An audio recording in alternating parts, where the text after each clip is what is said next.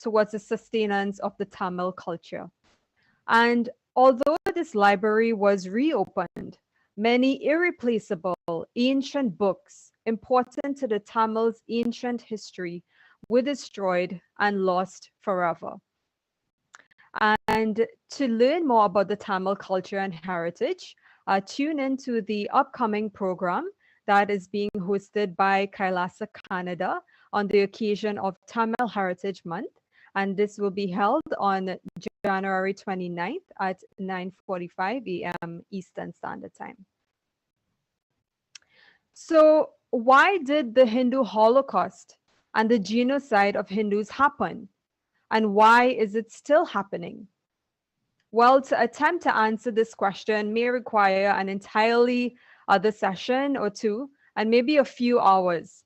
But one thing can be said for sure is that genocide has been and is being done systematically and in an organized way based on decisions and choices made by certain individuals, decision makers, and groups that hold dearly either or a deadly combination of extremist religious ideologies and extremely exploitative, oppressive political ideologies carried out by absolute, oppressive, sadist, autocratic, power-hungry political decision makers. It's a perverted means of promoting control and violent behavior in all forms by eradicating those whom they see as different or non-useful in the promotion of their agenda. And to expand on what Ma Katitananda just shared, we must first understand that genocide never just happens. There are stages of genocide, and there's always a set of circumstances which occur and which are created to build the climate in which genocide can take place. So let's look into the 10 stages of genocide. According to Dr. Gregory H. Stanton, who is the founding president and chairman of Genocide Watch and former research professor in genocide studies and prevention at the George Mason University in Virginia, there are 10 stages of genocide. And this process is not linear. It can occur simultaneously.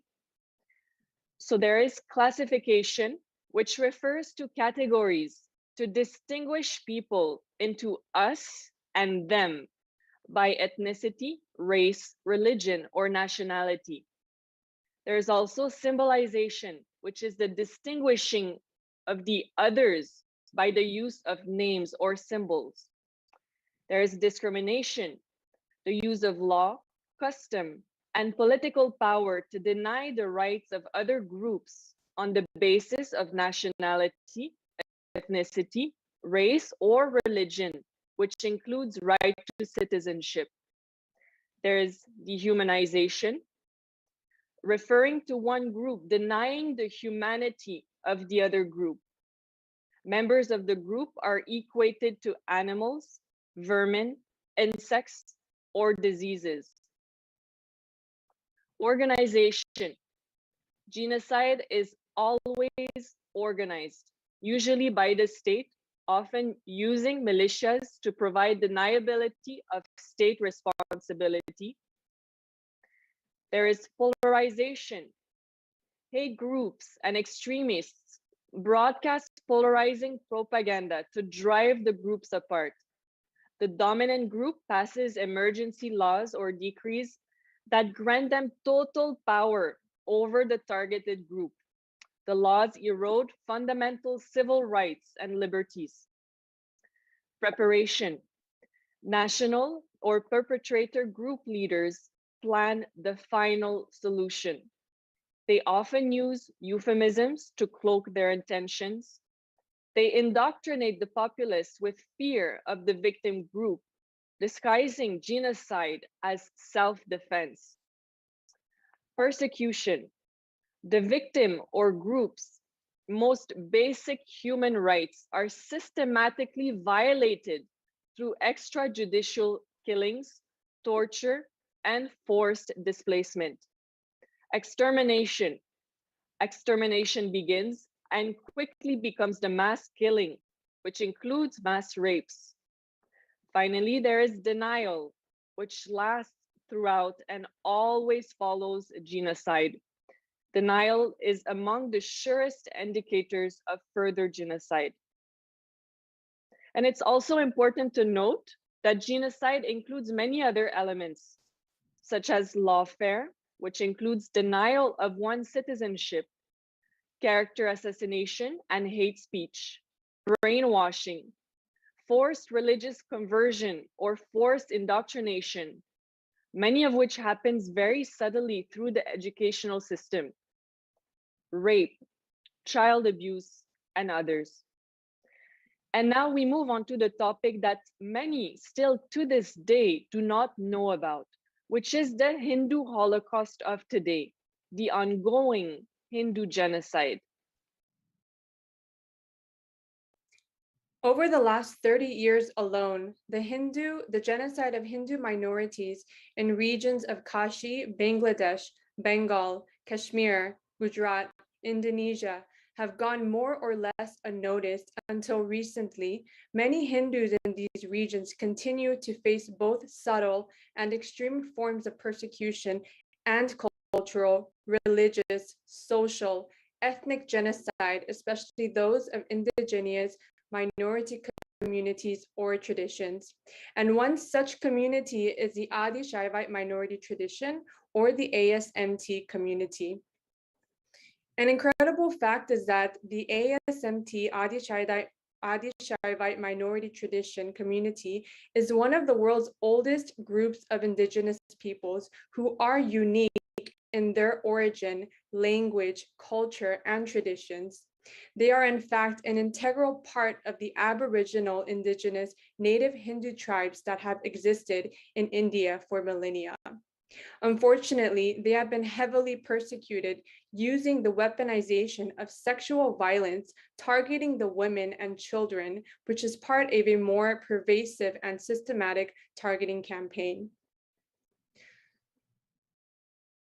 Now, the persecution of the Supreme Pontiff of Hinduism, Bhagavan Nityananda Paramashiva, the sovereign of the sovereign state of Sri Kailasa, and the Supreme Pontiff of the 2 billion Hindu diaspora worldwide is a history and present day happening that all should be aware of.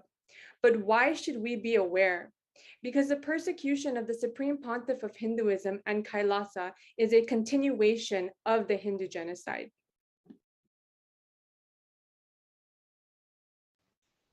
So, why was the Supreme Pontiff of Hinduism targeted? Well, there are several reasons.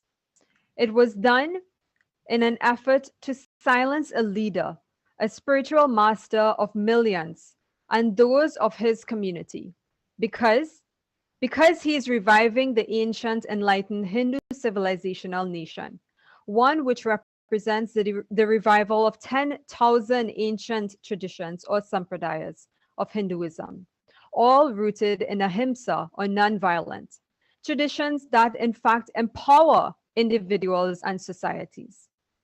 Because he's reviving the principles of Hinduism and the 4 pillars of Hinduism, one of which is the Varnashrama Dharma, which is the best model for a stable society where power is equally distributed.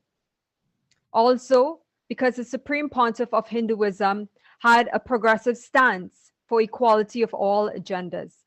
Because of his progressive stance for equality of everyone, irrespective of caste. Because he actively promoted female empowerment and the empowerment of female priests. He promoted gender equality in religion, supporting women as priests and monks, and built a woman-only religious university. Why was he persecuted? Because of his call for the protection of indigenous minority groups, because he dared to speak out against the crimes against Hindus and Hindu minority groups. So let's take a look into the persecution of the Supreme Pontiff of Hinduism and Kailasa, a persecution which has now been recognized by the United Nations. Because the Hindu diaspora worldwide and the Supreme Pontiff are successful in spreading their spiritual Hindu message of openness and inclusiveness against the forces of hatred and exclusivity, they have become the victims of relentless attacks by multi-armed apparatus of state power. Anti-Hindu forces, extremist caste, supremacist militant organization want a one ideology, Hinduism, under their exclusive domain. What they cannot digest into themselves, they systematically delegitimize and exterminate. Lawfare, assassination attempts, character assassination of the Supreme Pontiff of Hinduism, Jagadguru Mahasannidhanam, His Divine Holiness, Bhagwan Nityananda Paramashivam.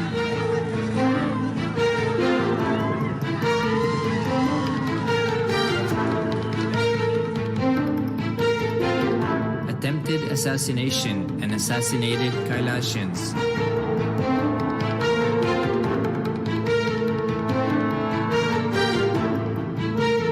Sexual assaults and rape of female monks of Kailasa. Objectification. Character assassination.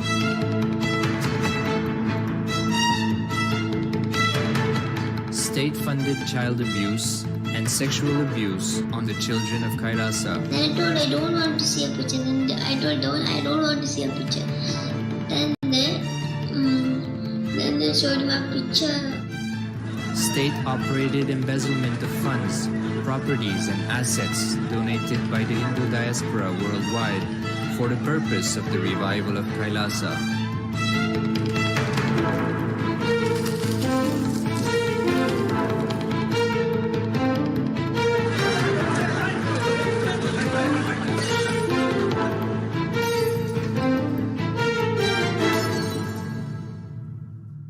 Since 1994 up to until now.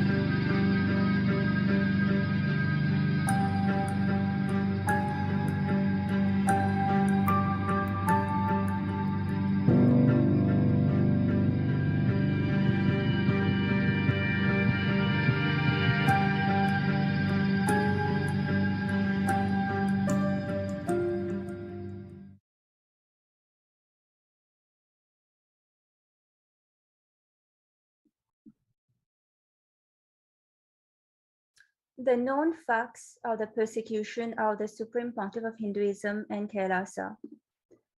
The Supreme Pontiff of Hinduism has been heavily persecuted for over the last 27 years. He was faced with over 70 direct attempted murders. He was character assassinated, defamed through a recorded 14,000 hours of hate speech and media misinformation. There have been over 40 attacks on community members, destruction of monasteries and temples. Over 60 incidents of attacks, molestation, and rape of women and women monks. The Supreme Pontiff of Hinduism underwent intense lawfare via over 100 forced legal cases.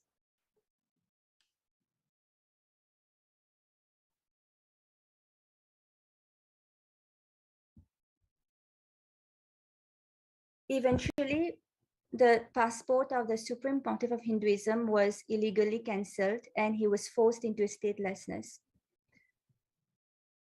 And some of the violation of human rights and the religious freedom that the Supreme Pontiff of Hinduism went through, he was tortured for over 50 days in prison with no registered crime or victim on file.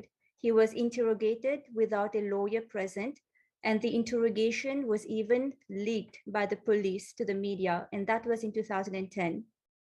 He was denied religious rights in prison. He was forced gender determination test, and that was a government-sponsored torture in 2014.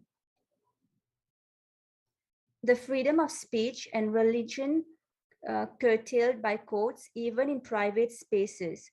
The police repeatedly refused to file the FRIs of attacks on his community, and there was miscarriage of justice where suppressed evidence that exonerates SPH, the Supreme Pontiff of Hinduism, and because of that, it took over 8 years to bring charges to court.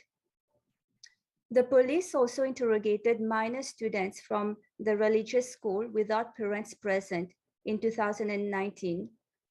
They showed a pornographic material to the minor students, and they undergone various forms of harassment. For example, they were forced, tortured for wearing the traditional Hindu agamic clothes. And continuing along, in 2010, a globally coordinated attack was launched by the neo-Hindutva groups against the Supreme Pontiff of Hinduism. This started by sensationalizing a deep fake video of a popular movie actress from the Adi Shaivite minority tradition community and the Supreme Pontiff of Hinduism on March 2nd, 2010. Immediately on the same day, violent mobs with improvised explosives were gathered and destroyed 50 of his temples and ashrams across India. Taking advantage of the engineered violence and confusion, assassination attempts were made on the Supreme Pontiff of Hinduism. Even more, as the Supreme Pontiff of Hinduism was being moved by the monks of the Adi Shaivite minority tradition community from one town, city to another, so was the wave of mob violence in order to create a conducive climate for his assassination. And thankfully, the Supreme Pontiff of Hinduism today is alive despite the persecution and continues to, with unwavering focus, the work of reviving the ancient enlightened Hindu civilizational nation to bring enlightenment to humanity, to foster a peaceful, blissful, united, just, and sustainable world. And there is good news. It's not all doom and gloom. For the first time, the voices of the persecuted Hindus were heard at the United Nations. Today, we are very fortunate to not only have a voice for Hindus in international forums, but also a nation for Hindus. Kailasa, the enlightened Hindu civilizational nation, the first nation for Hindus, which offers a safe haven to all the world's practicing, aspiring, or persecuted Hindus, irrespective of race, gender, caste, creed, where they can peacefully live and express their spirituality, arts, and culture free from denigration, interference, and violence. And here is a recording of the brief presentation that was made on December 2nd by a Kailasa Nation ambassador who spoke on behalf of the Hindu diaspora at the United Nations Minority Issues Forum in Geneva, Switzerland.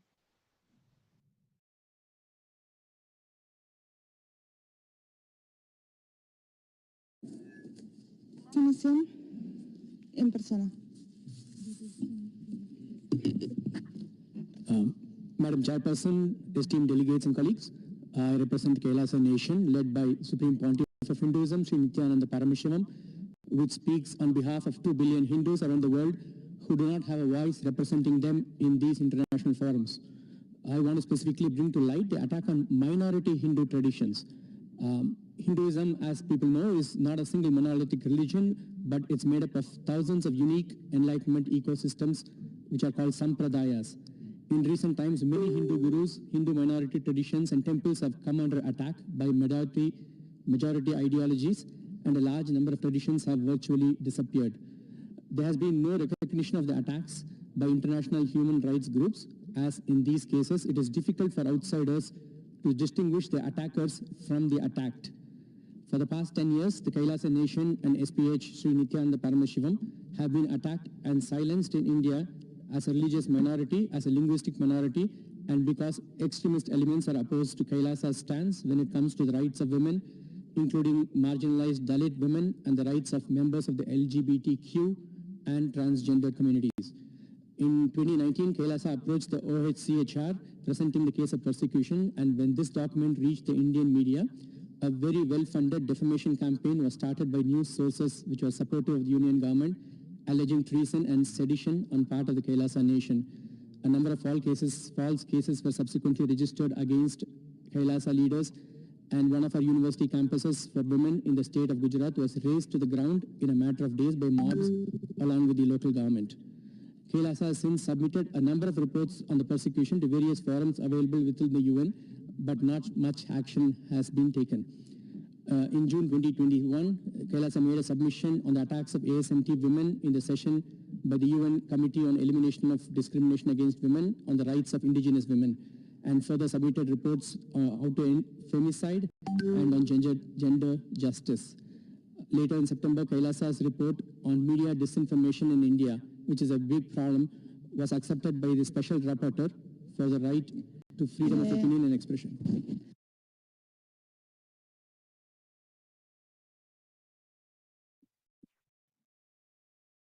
The sovereign state of Sri Kailasa.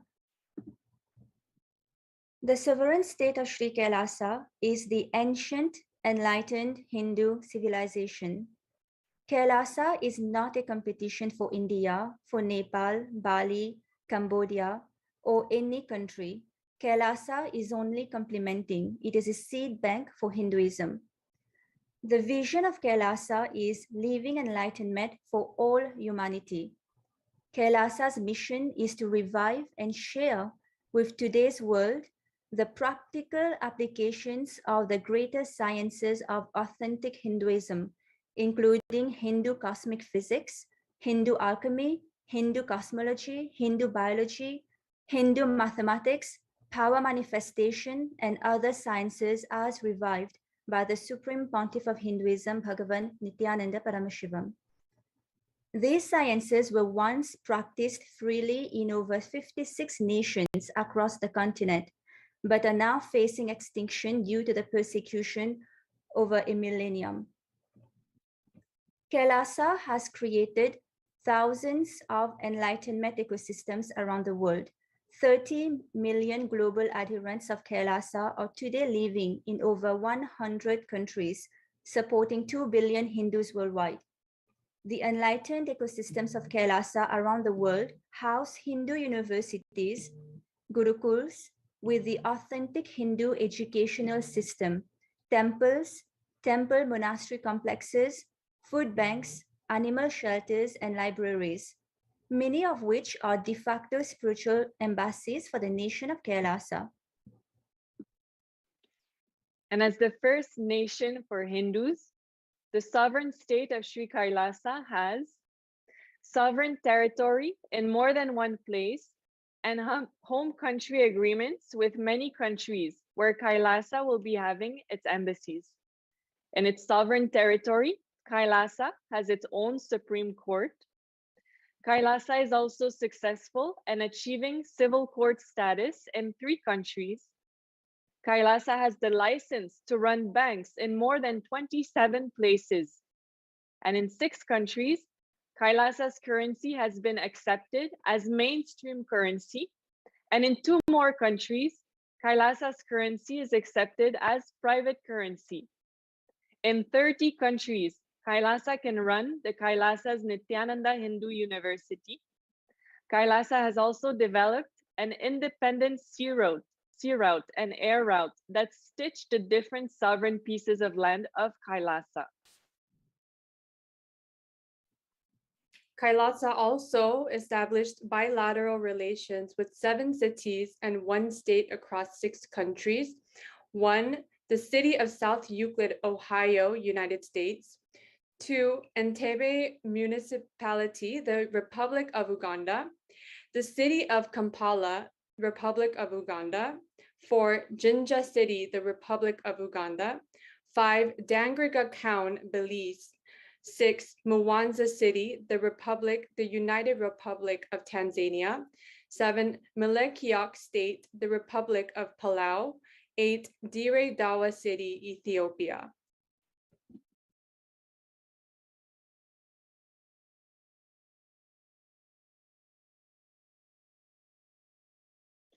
Furthermore, this year alone, there were 36 cities celebrating Kailasa's SPH Nityananda Day, which was on January 3rd, 2022.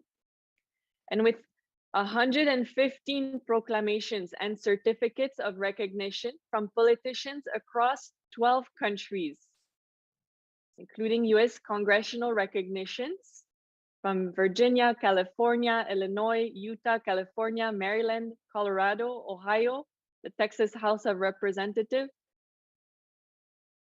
California State Senate, Assembly member from California, the Governor of Maryland, the Mayor of Mwanza City from the United Republic of Tanzania, and from the Mayor of Dangriga Town in Belize.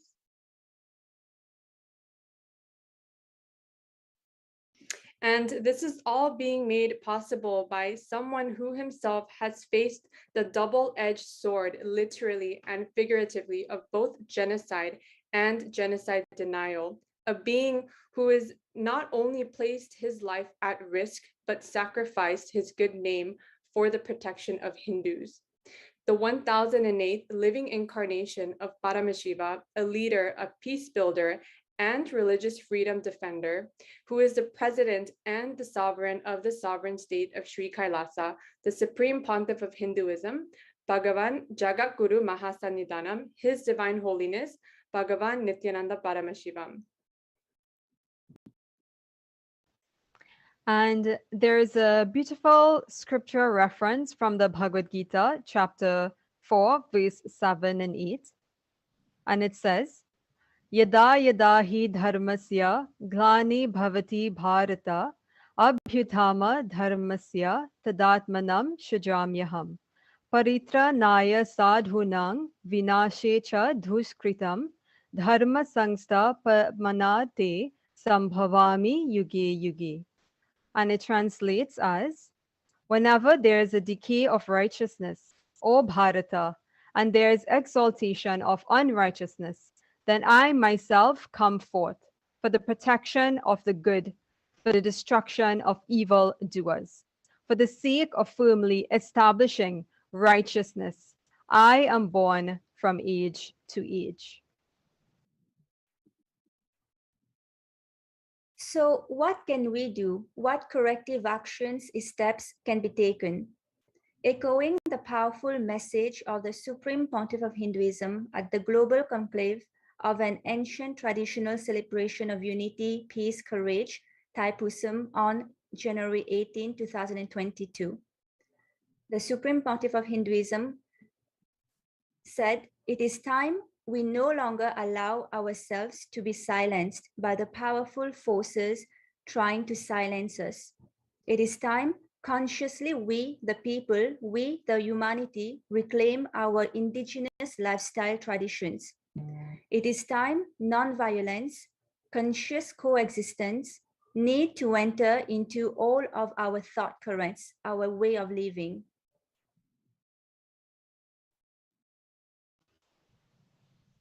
So it's time we, as a humanity, collectively take action to ensure genocide never again, Holocaust never again. It is time we, as a humanity, as leaders, decision makers, recognize the Hindu Holocaust and Hindu Holocaust denial that exist and take the right conscious corrective actions to end this crime versus humanity. And to close today's presentation, we have two beautiful and powerful messages from the Supreme Pontiff of Hinduism, Bhagwan Nityananda Paramashivam, from two occasions just recently, where Bhagwan says that non-violence is the foundation of Hinduism and the foundation of Kailasa's constitution. And secondly, Bhagwan says, the ultimate cosmic law is ahimsa, non-violence.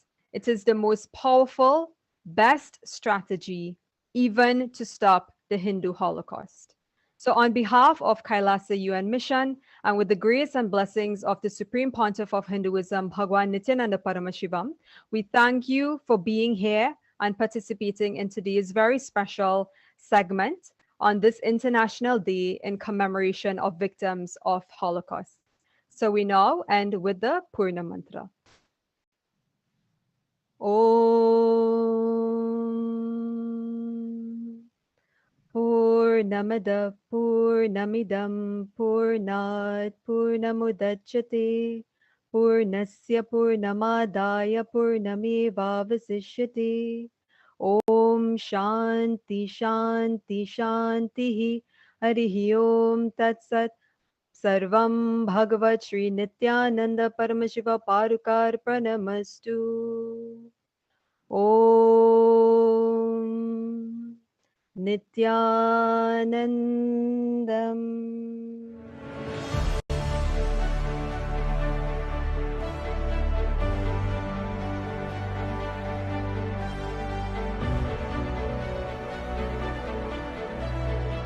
I'm your Guru. I will make you enlightened. It's my commitment.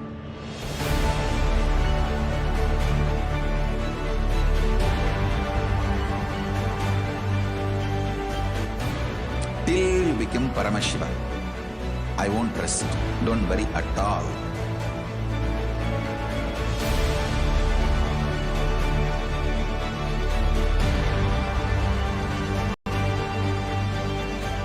To all my disciples, I give you this as a boon. I'll swallow everything with which you are stuck and liberate you all.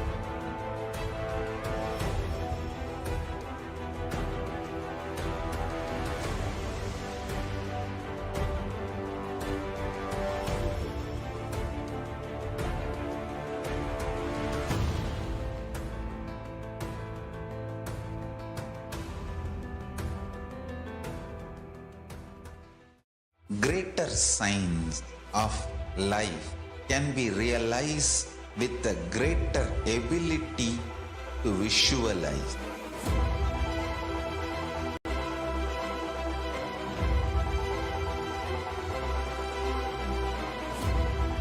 Greater science is the equivalent word for Hinduism.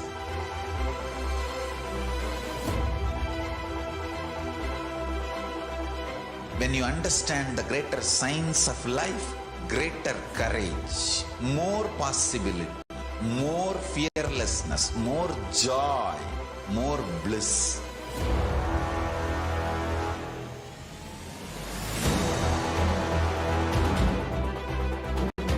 When you visualize Paramashiva with 25 heads, 75 eyes, 50 hands, your consciousness becomes ferocious, and that ability to visualize, you will get involved in everything deeply.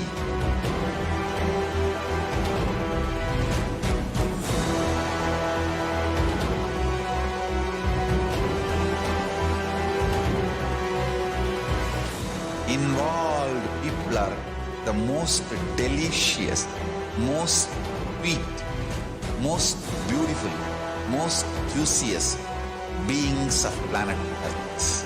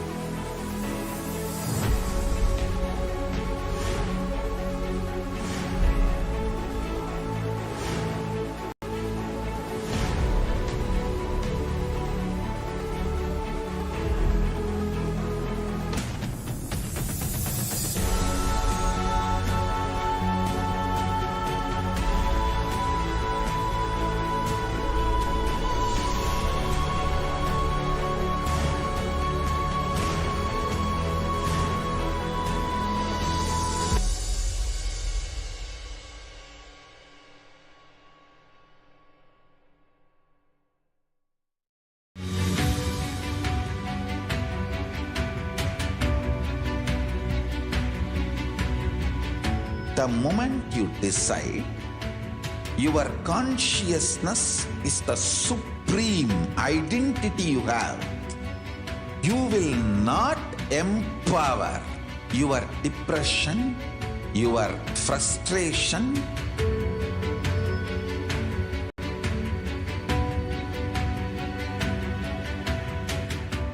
deal your problems, whether it is simple headache or depression or the worst suicidal patterns or life negativity, only through consciousness. Don't go for any other solution.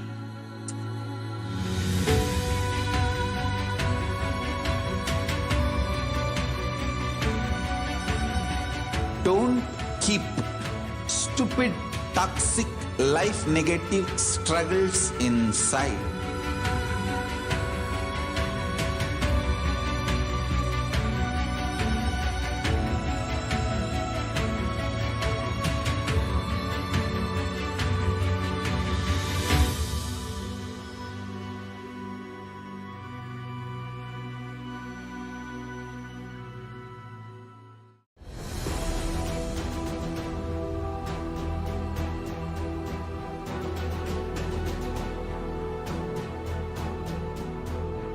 Your consciousness as power at this moment to swallow, digest, clean up all negativity and all toxins.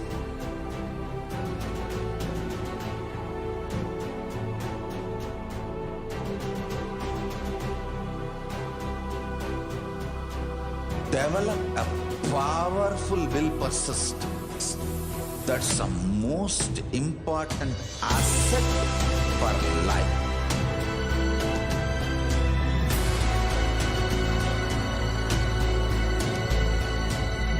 I am not giving you some life positive blah blah.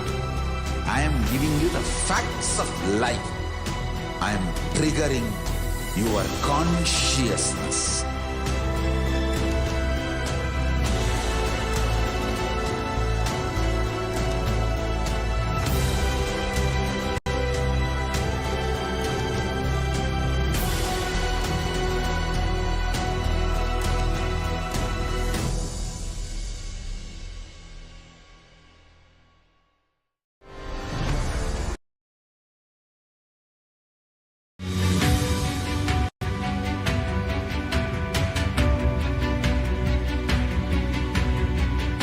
The moment you decide, your consciousness is the supreme identity you have. You will not empower your depression, your frustration,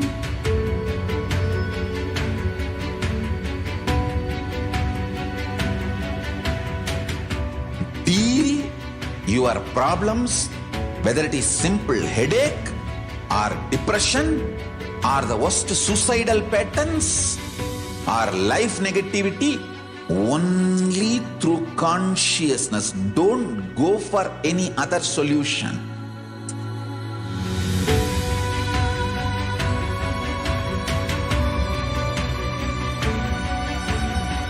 Don't keep stupid, toxic, life negative struggles inside.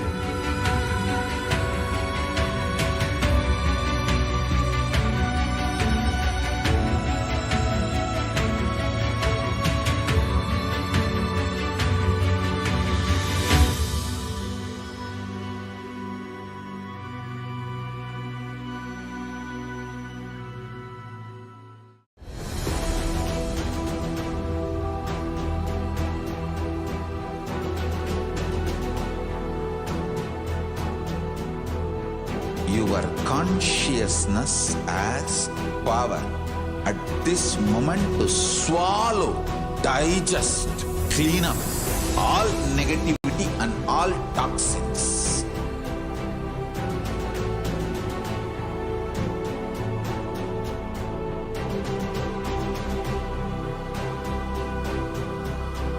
Develop a powerful will persistence. That's the most important asset for life.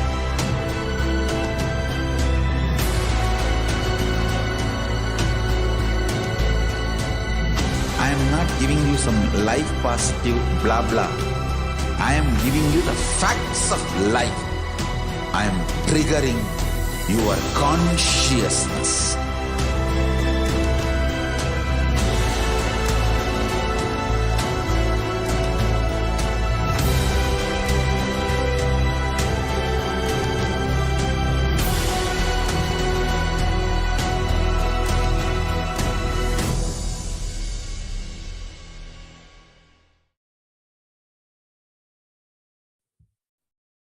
Yes. So welcoming each and everyone back. Let us enter into the next segment of this program, the glimpses of the glorious past on the 27th of January. On this segment, if you do not already know, we go through the years and visit the various activities and contributions that the Supreme Pontiff of Hinduism has performed since he started his public life. So we'll be going through the various years and see how, in the process of reviving Sri Kailasa, the Hindu nation, enlightened ecosystem, civilizational nation, the Supreme Pontiff of Hinduism has contributed in various ways and has shown how Hinduism can contribute to the various dimensions of humanity and the needs of humanity today. So we are now entering into the first year, 27th January 2004. So on this year, the Supreme Pontiff of Hinduism, Jagadguru Mahasanidhanam, His Divine Holiness Bhagwan Nityananda Paramashivam, expounded on the states of consciousness during the everyday live public talk, the Nityananda Satsang.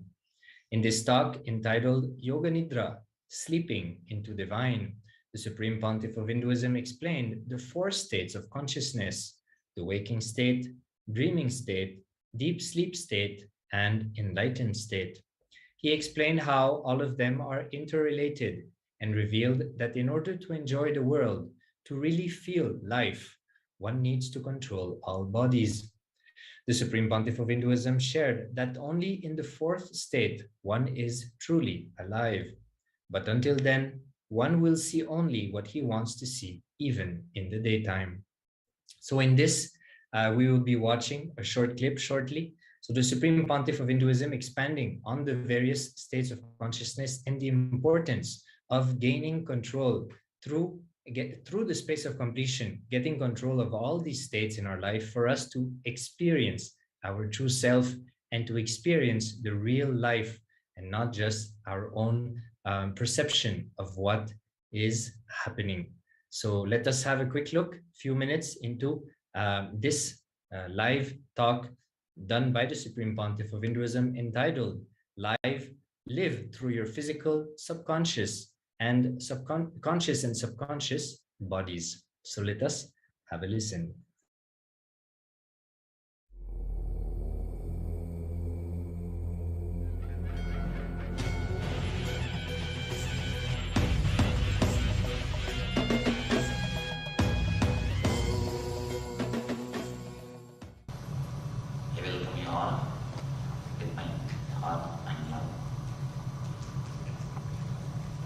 A small story. One day early morning, a Zen Buddhist master is an enlightened man. He woke up from the bed. He had thousands of disciples. Suddenly early morning, as soon as he got up from the bed, he started weeping. He started crying aloud. None of his disciples could understand because he is an enlightened man. He used to wipe the tears of thousands of people. But suddenly he is weeping. Suddenly he is crying. And you do not know what these Zen masters do. They are very famous, popular for their mysterious ways of teaching, for their untraditional way of teaching. Suddenly he started crying, weeping and wailing. none of the disciples could understand. Anyhow, one disciple, who is a chief disciple, he went near him and asked, Master, why are you crying? Why are you weeping? He said, yesterday night, in my dream, I saw that I became a butterfly and started flying in our garden. But the disciple could not understand. He said, why? It is just a dream. Why are you weeping or crying for that now? Just you dreamt as if you became a butterfly. What's the wrong in it? Nothing wrong. It's after all a dream. Why do you weep or cry for that? He said, this is a statement you should understand. If you understand this one statement, you will understand the whole teaching or whole class which you are going to see today.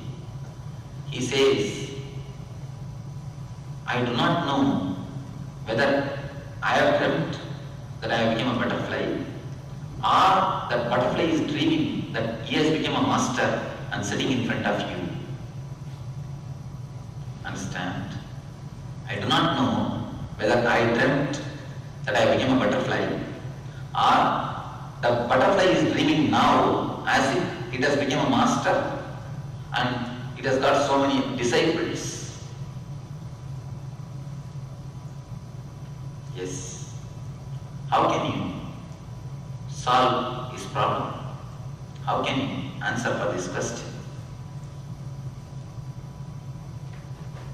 He says, I do not know whether I dreamt that I have become a butterfly, or that butterfly is dreaming, now it has become me. Anybody who can answer? Any answer? Now, any of you have got answer? You can be open, you can come up. Yes.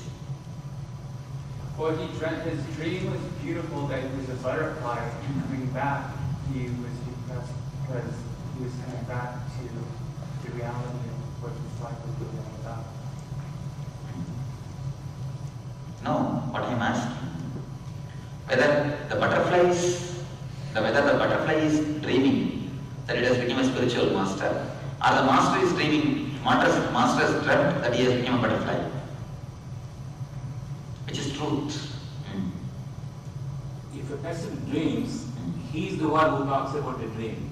But the person who appears in his dream would not talk.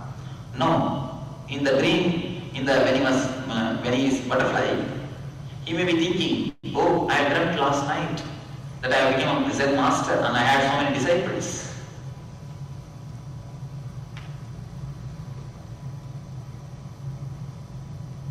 What have I got to say about that? He may be telling his friend butterfly or his partner butterfly, oh, you don't know, last night I dreamt that I became a Zen master and I had so many disciples around me in my dream. All these thoughts are transient, it's not permanent. That is what is the essence of today's class. Let us enter into the subject. He said rightly, both the thoughts are transient.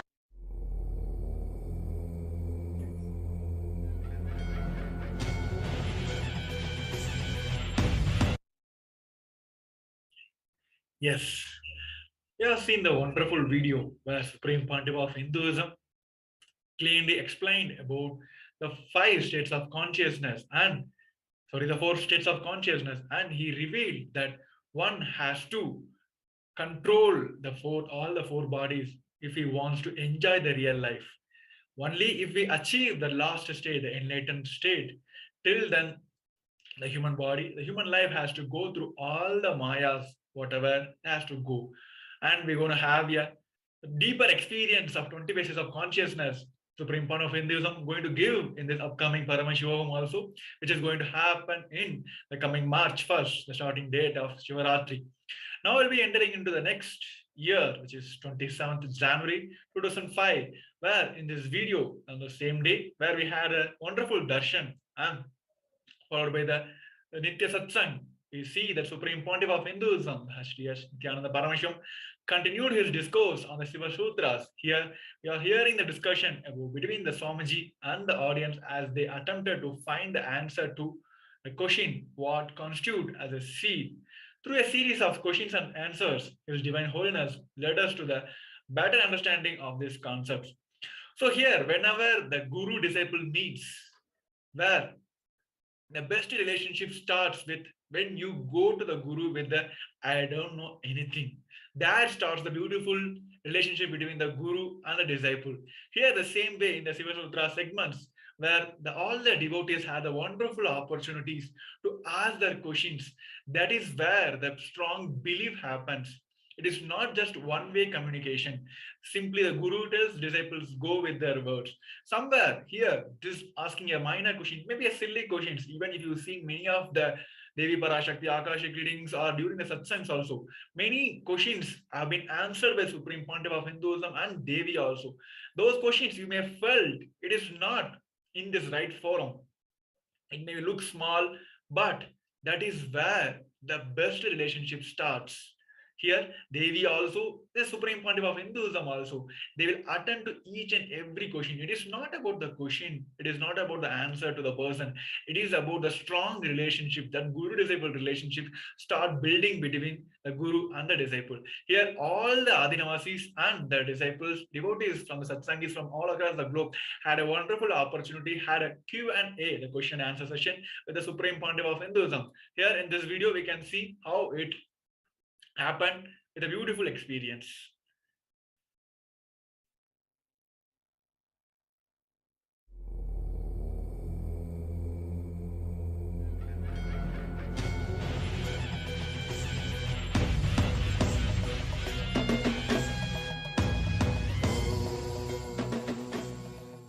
Next question or next doubt.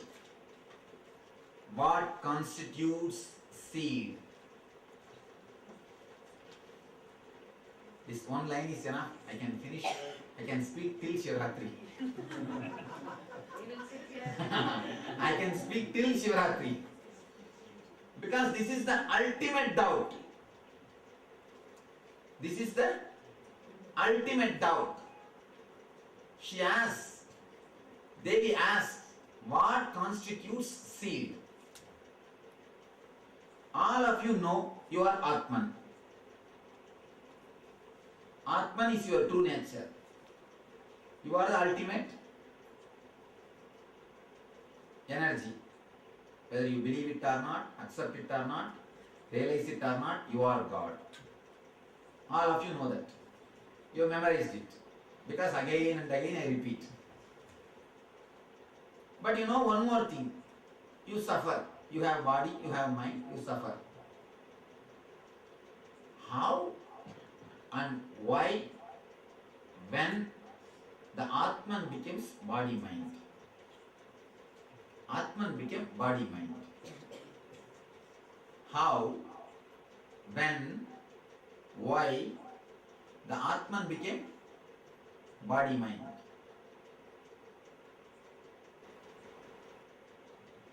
How? When? Come out with answers.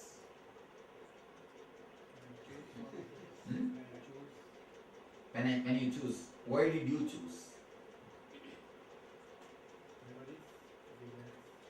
Why did memories and desires come? Because they say Atman itself is energy and enjoyment, bliss. Why did that get some other desire? How? That's what I'm asking you. How?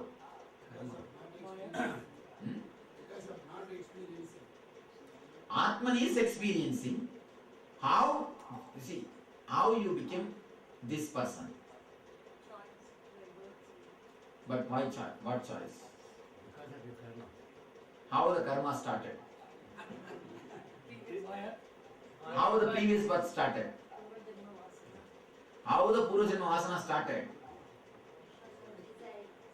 How the desire started? How the Maya started? How the ignorance started?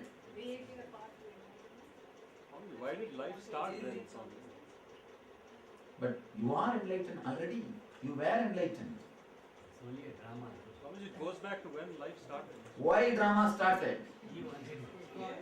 Who wanted? God, Maya. And you and Shiva is one and the same. Then how? Swami, if you knew that. How the illusion started? How the ignorance started? Shiva is only playing there like this. Why Shiva is playing? Swamiji, that is the He wants to amuse himself. So if you are Atman, you have all possible amusements. Why do you want some more amusements? Means you are bored. Then how can you say you are Atman? How can you say you are bliss?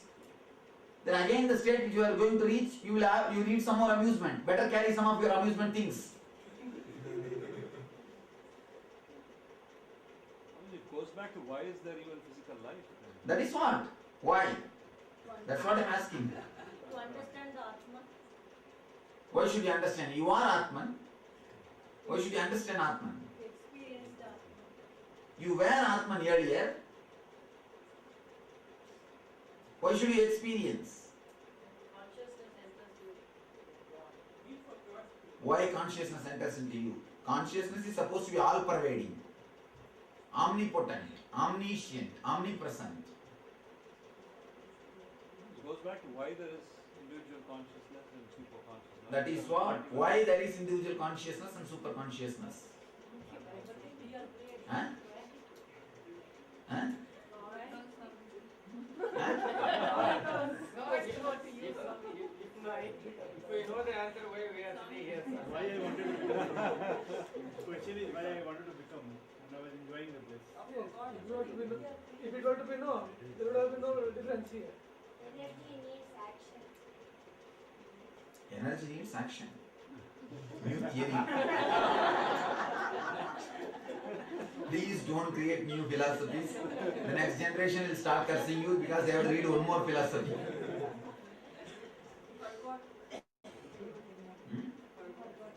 What you forgot?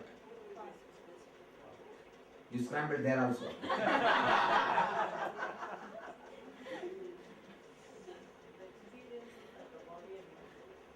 How will you forget if you are Atman?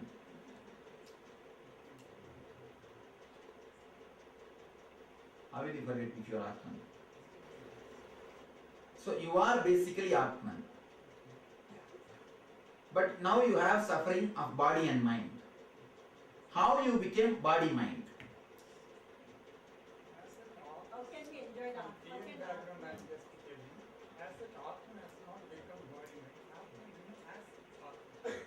Then why do you have suffering of body-mind? Okay, why do you suffer if you are supposed to be Atman?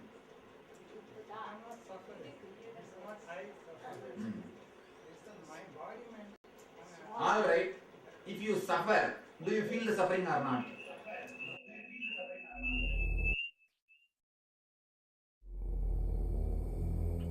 Yes.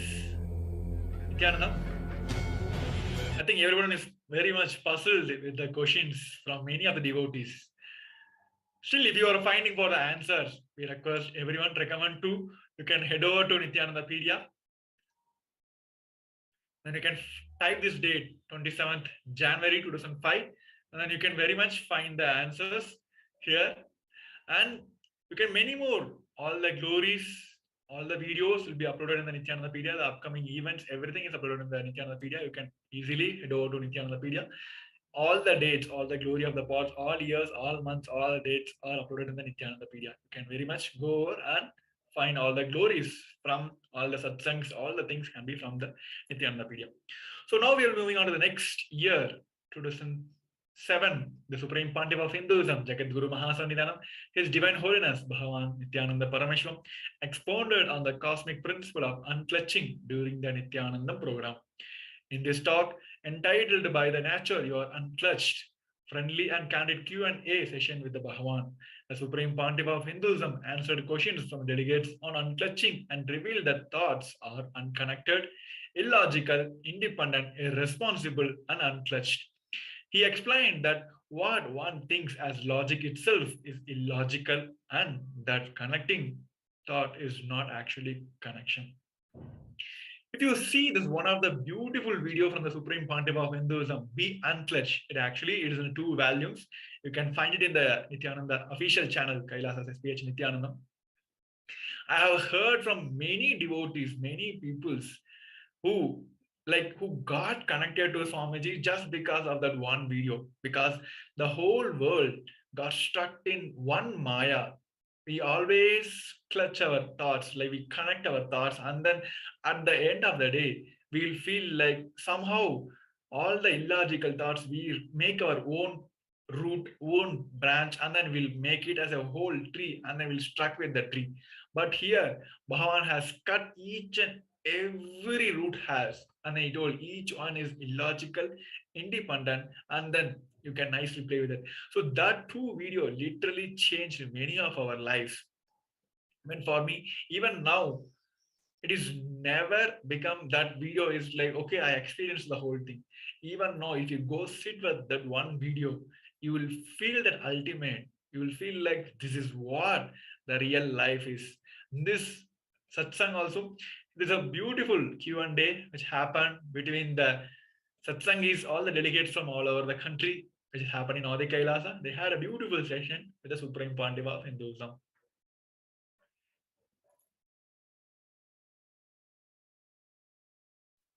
Now, let us see how that Q&A went. Let's see the video.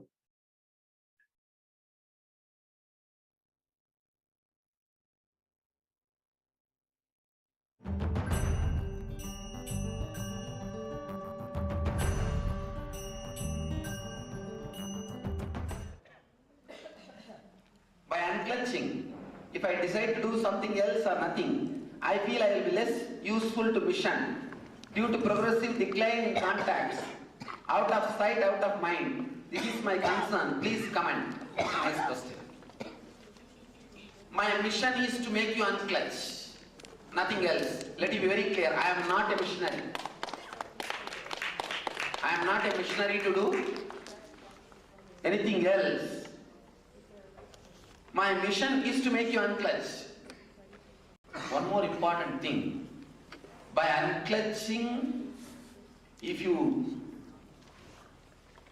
don't support the mission, you should not support. See, let me be very clear. Many people involve themselves into my mission for various reasons. For various reasons. If you unclutch, because of that, if you are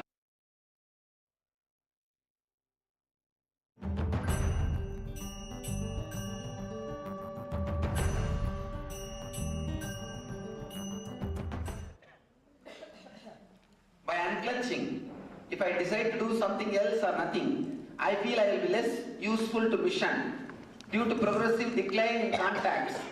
Out of sight, out of mind. This is my concern. Please comment. Nice question. My mission is to make you unclutch. Nothing else. Let it be very clear. I am not a missionary. I am not a missionary to do anything else. My mission is to make you unclutch. One more important thing. By unclutching, if you don't support the mission, you should not support. See, let me be very clear. Many people involve themselves into my mission for various reasons. For various reasons. If you unclutch, because of that, if your involvement is less, or you being productive to mission is less, never bother about that. That's good for you and good for me, good for the whole mission, good for everybody. It will be good for everybody.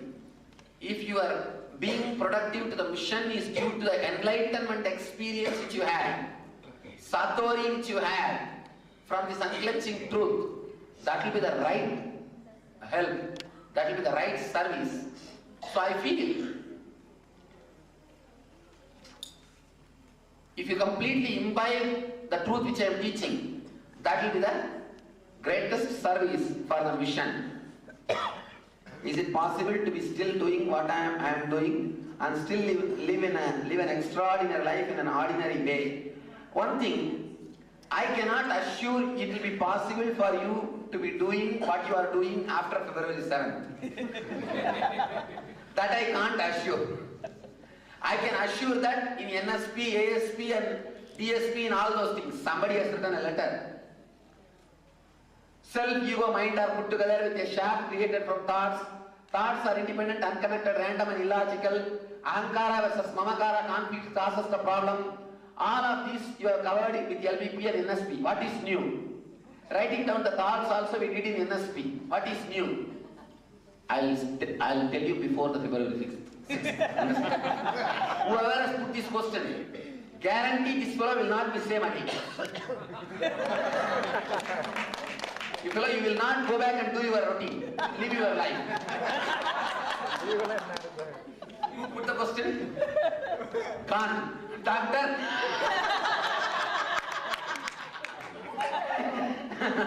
You see, in NSP or ASP you heard. Now you will see what happens. Now, actually I had my eye on him already. Now, without even knowing that I already blushed. Now nothing can be done. Now it is between you and me. Whether I am successful or you are successful, let us see.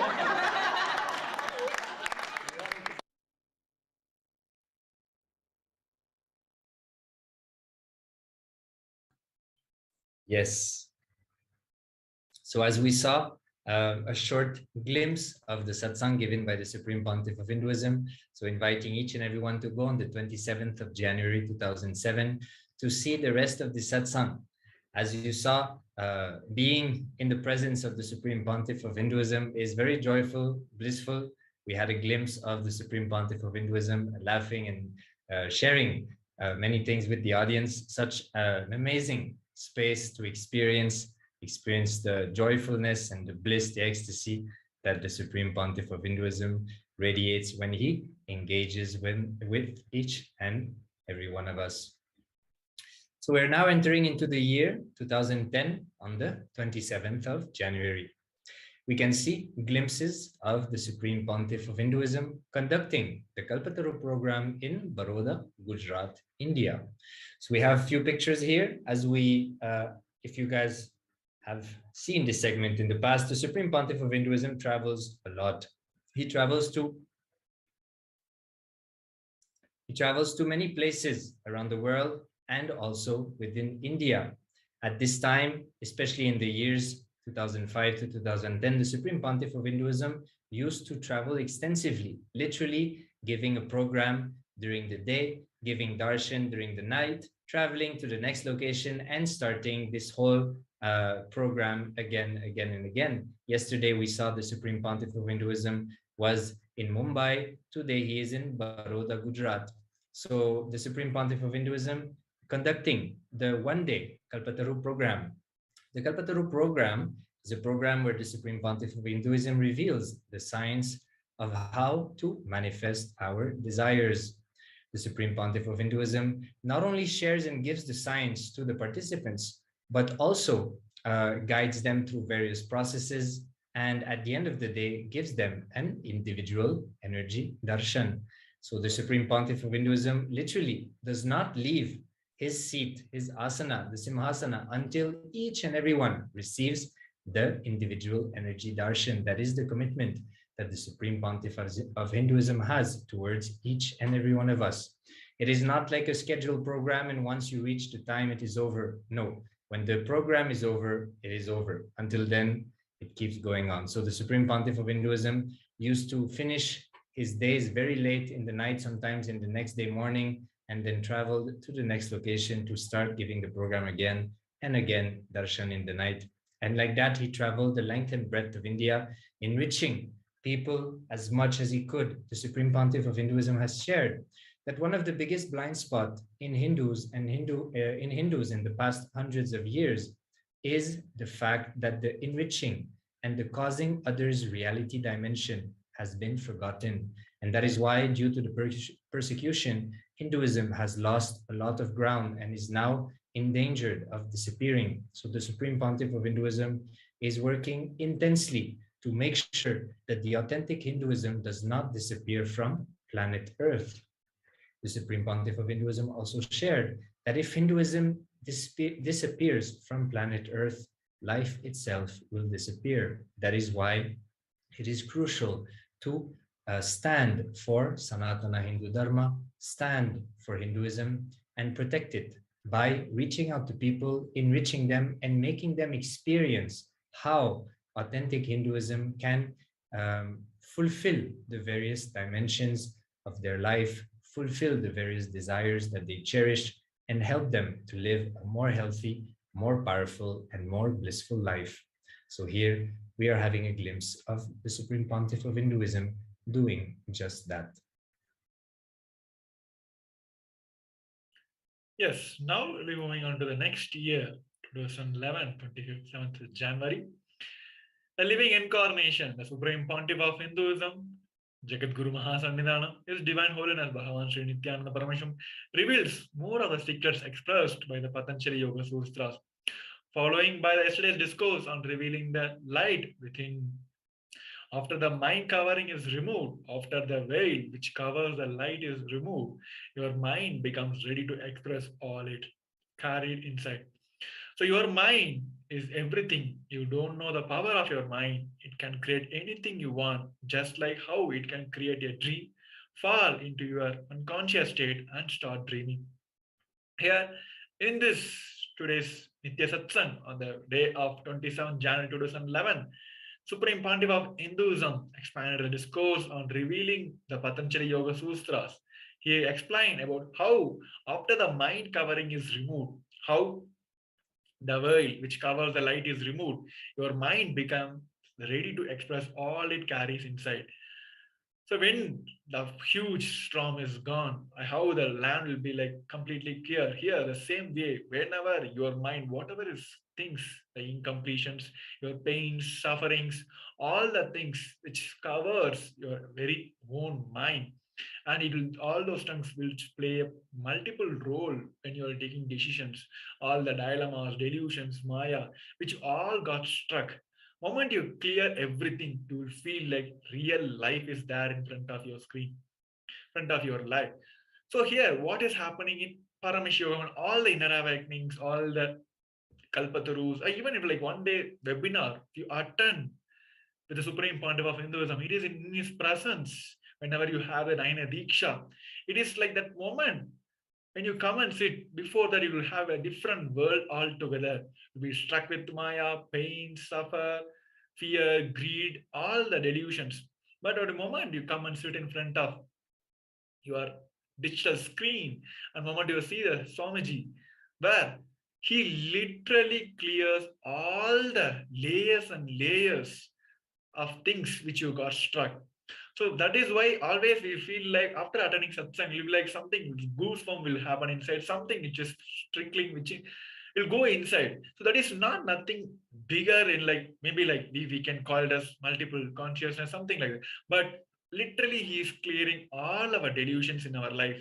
So making it our life very easy way to live. So here he also expanded that how the mind has so much power in our life. The moment we clear all the obstacles, we'll be able to manifest everything we want in our life. Like how the mind has able to manifest the dream, what we desire, what we want in our maybe like in the even the night. So same way here, our mind has the capability to manifest whatever we want. So just we need to align and clear all the incompletions and unconscious behavior in our life.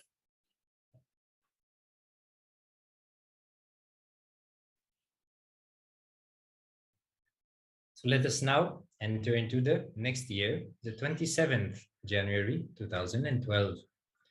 The Supreme Pontiff of Hinduism expands on the Bhagavad Gita, where Bhagwan gives beautiful instructions to Mahabaho, which is the name given to Arjuna, meaning the mighty armed one.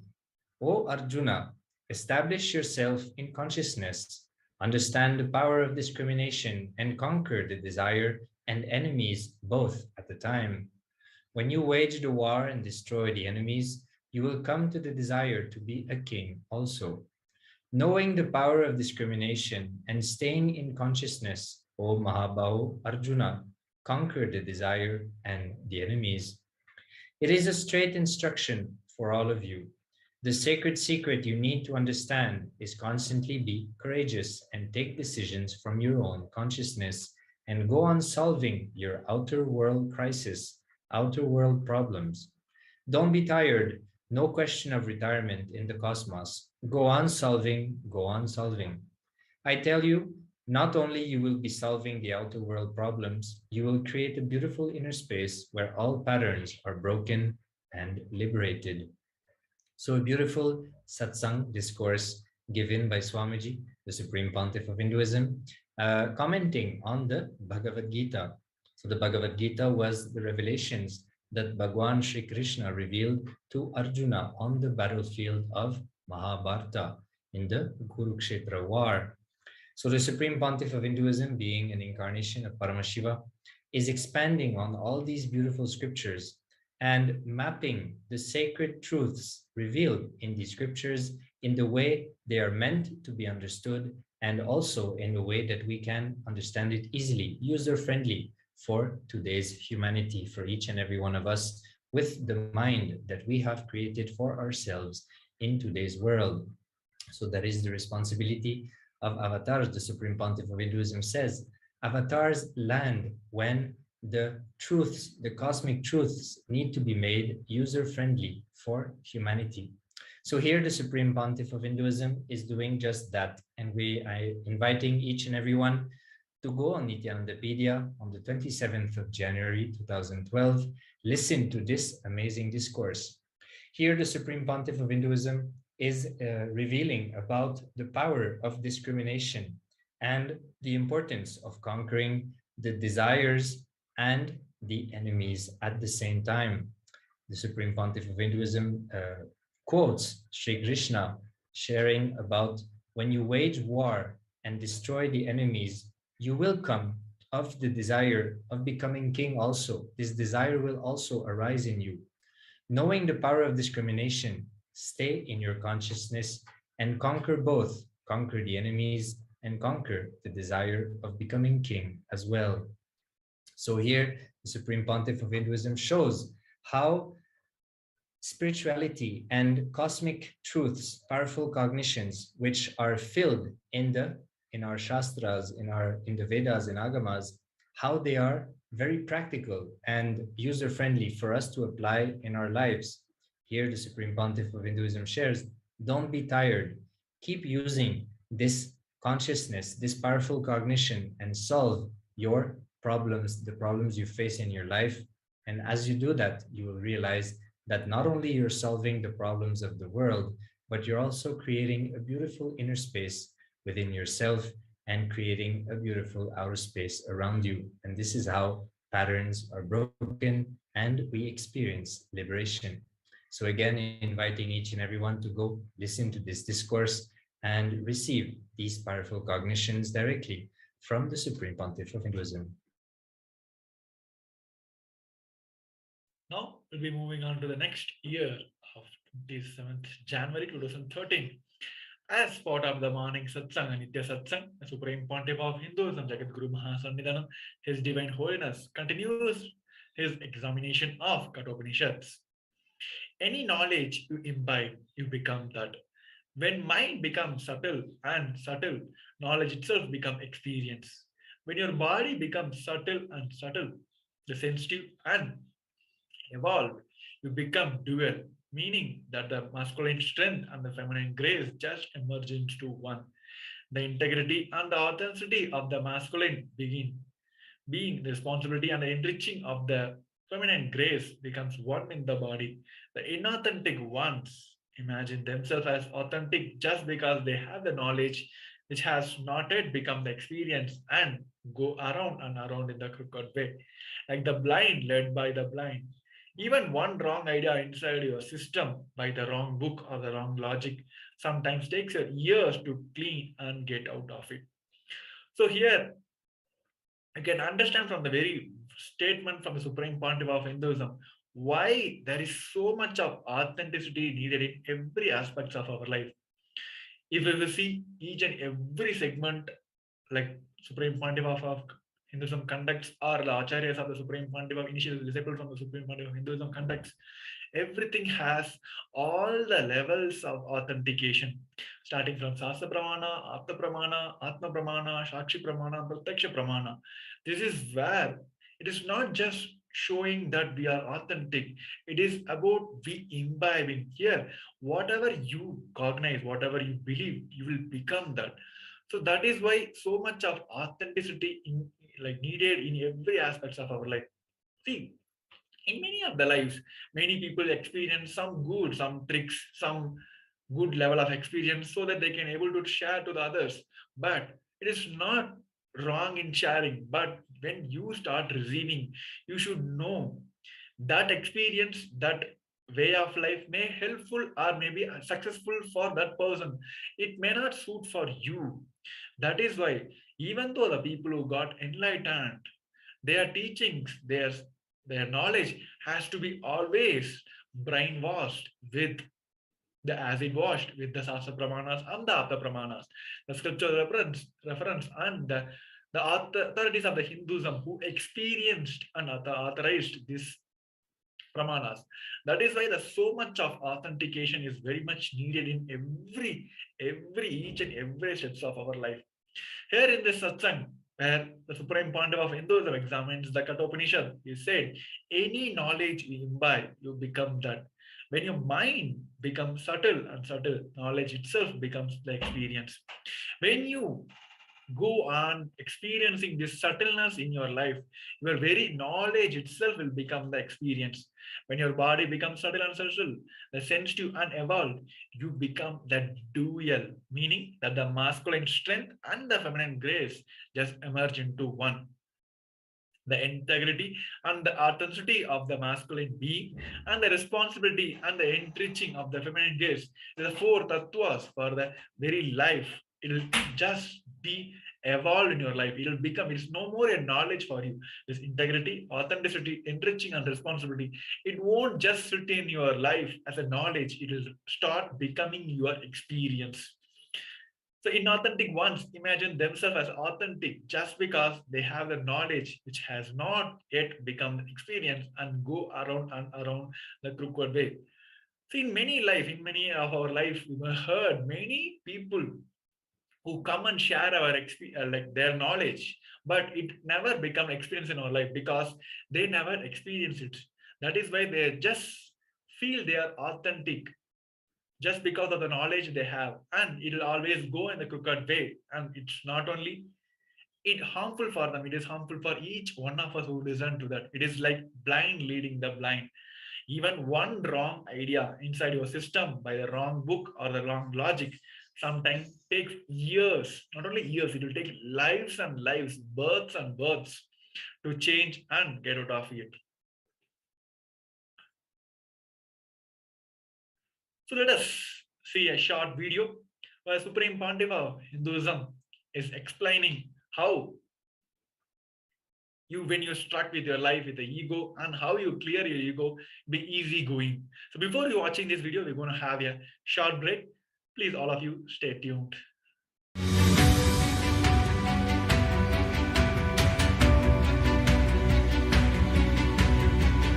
The moment you decide your consciousness is the supreme identity you have, you will not empower your depression, your frustration,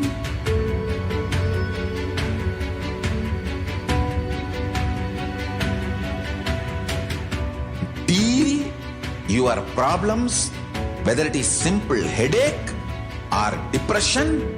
Are the worst suicidal patterns? Are life negativity? Only through consciousness. Don't go for any other solution.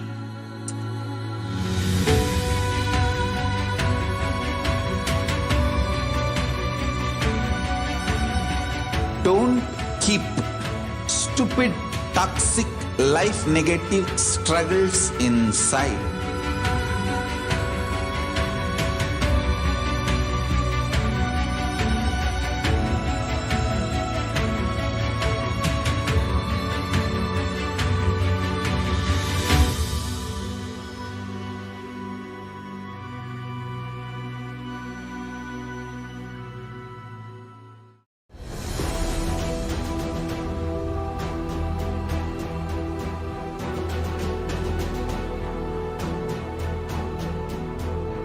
Your consciousness as power at this moment to swallow, digest, clean up all negativity and all toxins.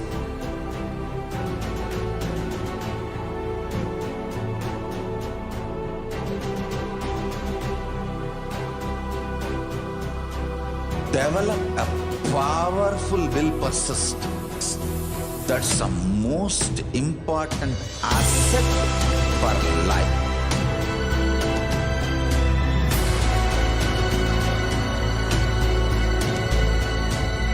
I am not giving you some life positive blah blah. I am giving you the facts of life. I am triggering your consciousness.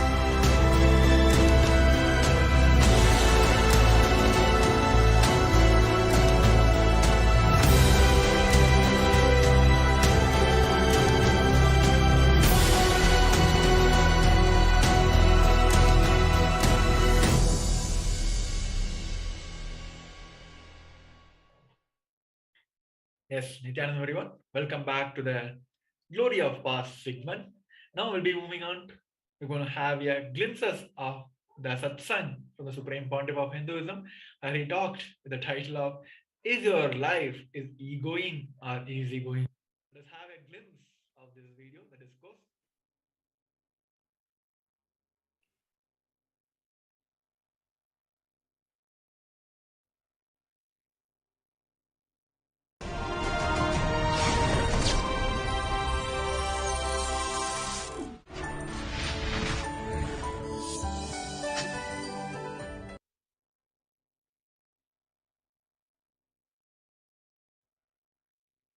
Next is brow center.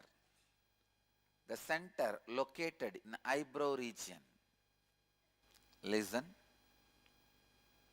Yesterday we worked on mamakara.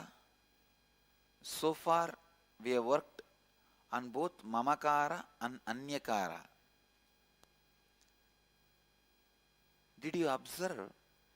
We were too busy with mamakara and anyakara. We did not work on ahankara. Now we are going to work on ahankara. The relationship you share with both your mamakara and ahamkara is directly connected to your brow center. When you have non-integrated and inauthentic relationship between mamakara and ahankara, for example, in mamakara you feel you are covered, frightened, no courage, and in ahankara you show courageous, powerful, direct inauthentic, direct non-integrated, then your anya collapses. Having integrity and authenticity with mamakara and ahankara, your anya flowers. Unfortunately, almost all human beings have inauthenticity with both mamakara and ahankara. How many of you feel you have inauthenticity with your ahankara and mamakara? I think I should ask in the other way. How many of you feel you don't have inauthenticity? No, you cannot be. If you have, come on, I have a place for you here. This whole second row you can fill. Or I'll even empty this line, you sit there.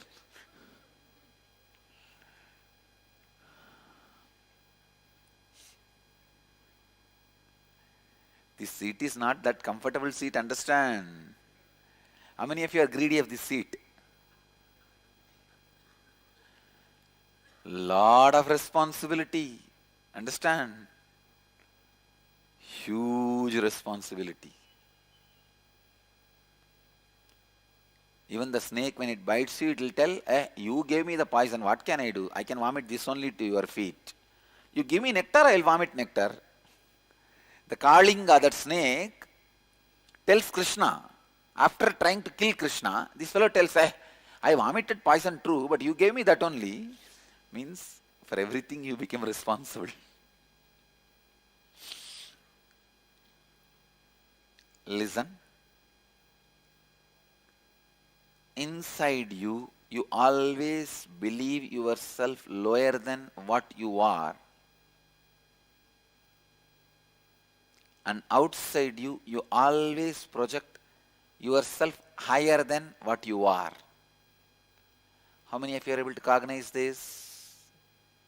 Anya, brow center collapses when your ahankara and mamakara is not aligned, whenever there is a mismatch in what you believe as you inside and what you project as you outside.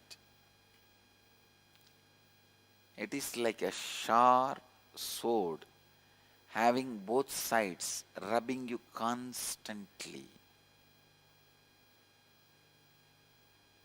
When there is an inauthenticity between your mamakara and ahankara, both sides it is painful.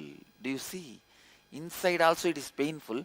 Outside what you project, because nobody believes it, it is painful. How many of you are very clear that whatever you project, people are not believing? Raise your hand. It's very painful, do you know?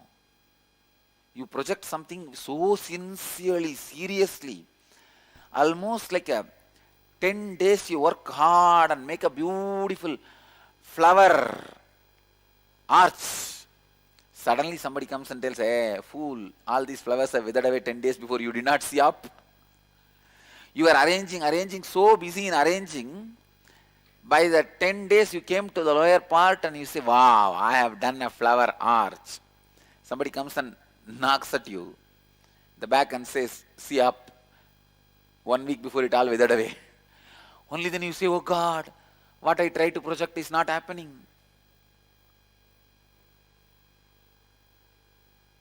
It hurts. It hurts. The inauthenticity of your ahamkara is pulling you down and making you feel shrink. Your life only has two ways. One, egoing or easygoing. If it is not aligned, your mamakara and ahankara, it is egoing. If both of them are aligned, it is easygoing. You can see when someone is egoistic, they become very heavy, serious, start living with disease. I think if you do the process, you will be able to have deeper insights. When you expose your mamakara to the world, you lose effectiveness with people. No, I am not saying you expose. All I am saying is align. See, what your ahankara you project, internalize that itself and make it as mamakara. That's all. So I am not saying project mamakara to ahankara. Project ahankara to mamakara. Oh, whatever I project there, I just believe myself. Yes. Okay. That is easy. Listen. Scan your whole life and identify the specific aspects of your ahankara which leaves you with conflicting experience with others in your life. That is, identify areas of your life where you feel powerless or experience conflict with others because of the thoughts and words you have uttered and the perception about yourself that you have projected to others which is not aligned with what you experience as you inside you.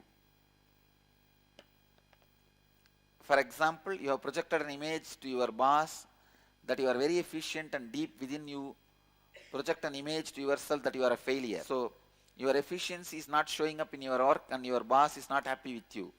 This may leave you with a conflicting experience in your relationship with your boss. This is an example. Understand, whenever you feel powerless or experience conflict in your life, there is surely some inauthenticity in that aspect of your life. Second, look deeply within and identify the inauthenticity in those conflicting aspects of you that you project to others as you. Identify the words you utter about yourself to others which are not according to the peak of your capacity. That is, what do you think of as your peak capacity and what do you project to others as the peak of your capacity. Identify the words you utter to others about yourself which you did not honor and fulfill. Now restore integrity and authenticity in those aspects of your life. Complete with others who are involved in the respective conflicting situations in your life. Actually, this fourth and fifth is you are supposed to be doing in the house. First three only you are supposed to write answer. Fifth is now with integrity and authenticity, give a new word to others about yourself. Give a new commitment to others which is aligned with the peak of your capacity. That's what you think of as your peak capacity, what others think of as your peak capacity, and declare that.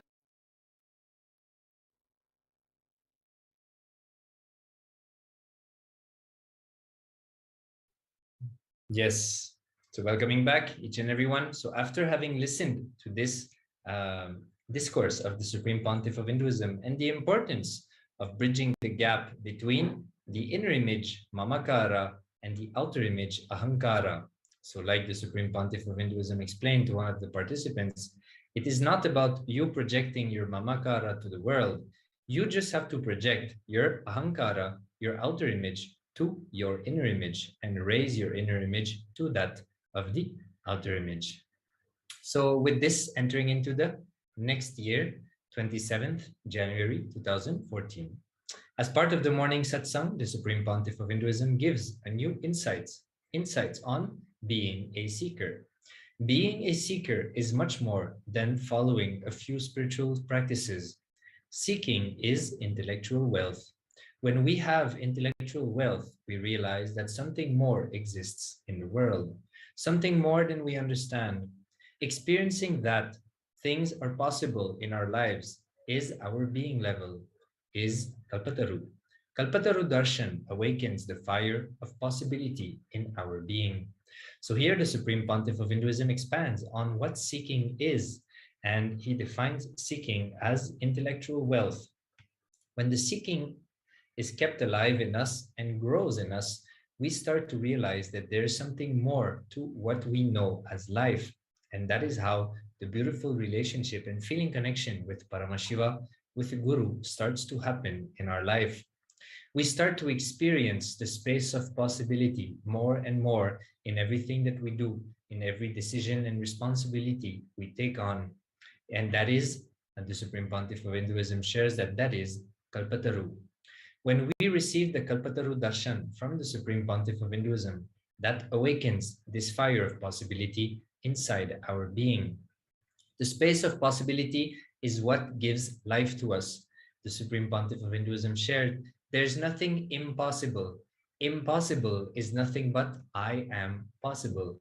I'm possible. So that space of possibility is the purpose of spirituality.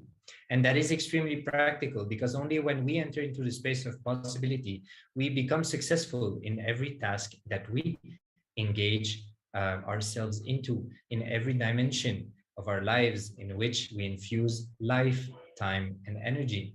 So the Supreme Pontiff of Hinduism always shares with each and every one of us that spiritual truths are not something separate to what we call the normal practical life. Spiritual truths are extremely practical and they help you to raise yourselves to higher levels and experience a better life for yourself. So inviting each and everyone to go listen to this discourse on the Nityanandapedia. If you type in this date, 27th January 2014, you will be able to listen to this amazing, enlightening satsang given directly from the Supreme Pontiff of Hinduism. Now we'll be moving on to the next year, 2016, 27th of January. The Supreme Pontiff of Hinduism, Jagat Guru Mahasannidhanam, His Divine Holiness Bhagavan Sri Nityananda Parameshwam, expounded on the cosmic principle prana during the everyday live public talk Nitya Satsang. In this talk entitled 30 Days of Enlightenment, Ishavasya Upanishad, verse number 17, the Supreme Pontiff of Hinduism further decodes the sacred truth of the mantra 17, which is enough to make one live enlightenment when practiced for 30 days. Detailing the step-by-step process for each pada part of this mantra, the Supreme Pontiff of Hinduism, who has lived the death, revealed how every night before sleeping one can merge one's breath into the cosmic breath, the prana, and remembering the ultimate consciousness. The Supreme Pontiff of Hinduism shared that all the incompletions are tensions and stresses, while all the completions are relaxations and the restfulness. He encouraged one to be in restful awareness, sharing that one when one decides, let my breathing pattern become one with the cosmic breathing pattern, his or her memory will simply rest in the space of completion. He also revealed further the powerful truth that when one is about to slip into the restful awareness, one should remember what you did to achieve oneness with him. And with remembrance and inner space, one should fall into that restful awareness. It is a beautiful experience, the samyama he gave to experience the death and move beyond the death. Here on the same day, where the Supreme Pontiff of Hinduism gave the beautiful verse and he explained that he quotes the sacred truth from the verse Ishavasya Upanishad, verse number 17. And he also emphasized that when one practices this for 30 days, they can able to live enlightened when they just practice for this one shloka, one sacred truth in their life just for 30 days. He detailed each and every step-by-step process for each pada. The verse has multiple padas. Each part of the mantra, he explained detail about the step-by-step process. If you want to experience this, remember you can head over to nityanandapedia.org. You can simply search this date, 27th January 2016.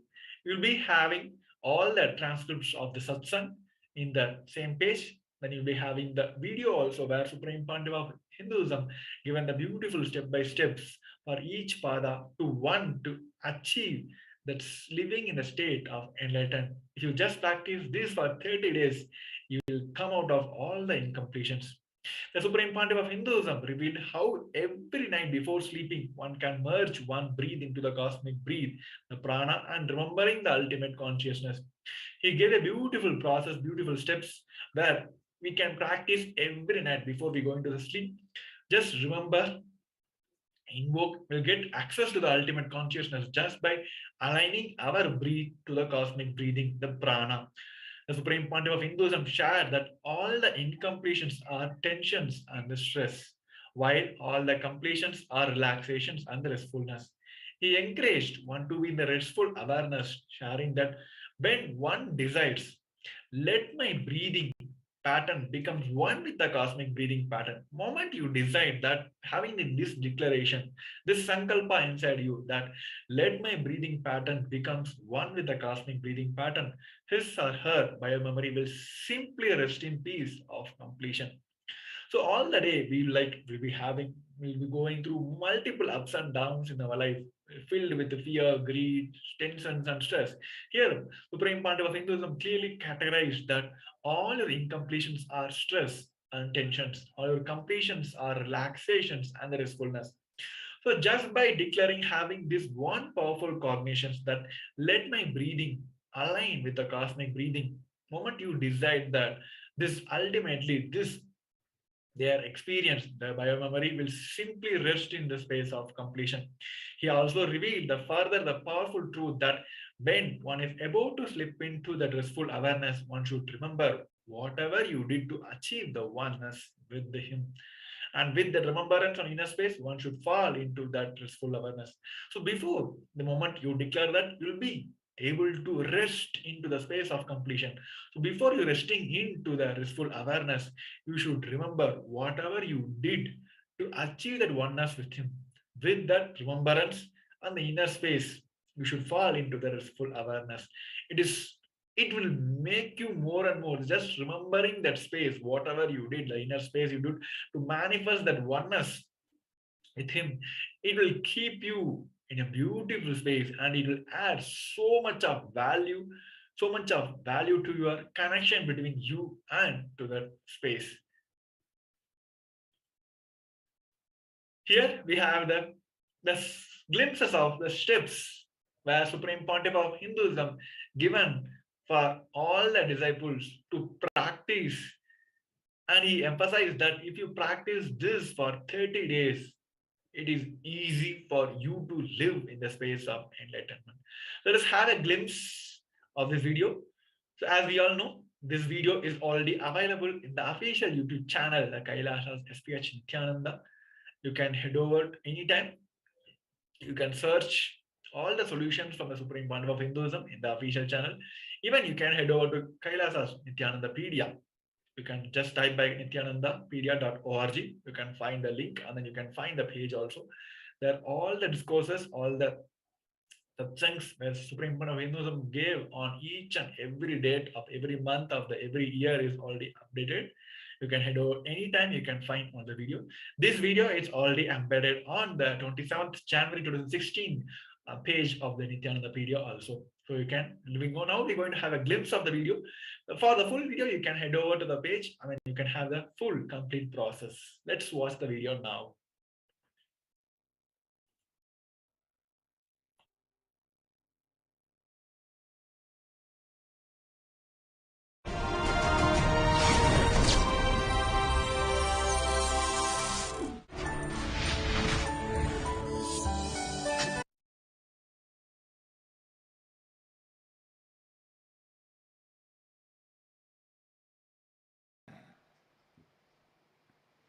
Stressed means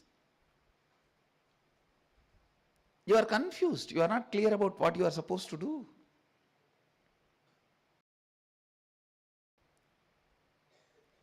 Completion is restful awareness. Restful awareness is completion.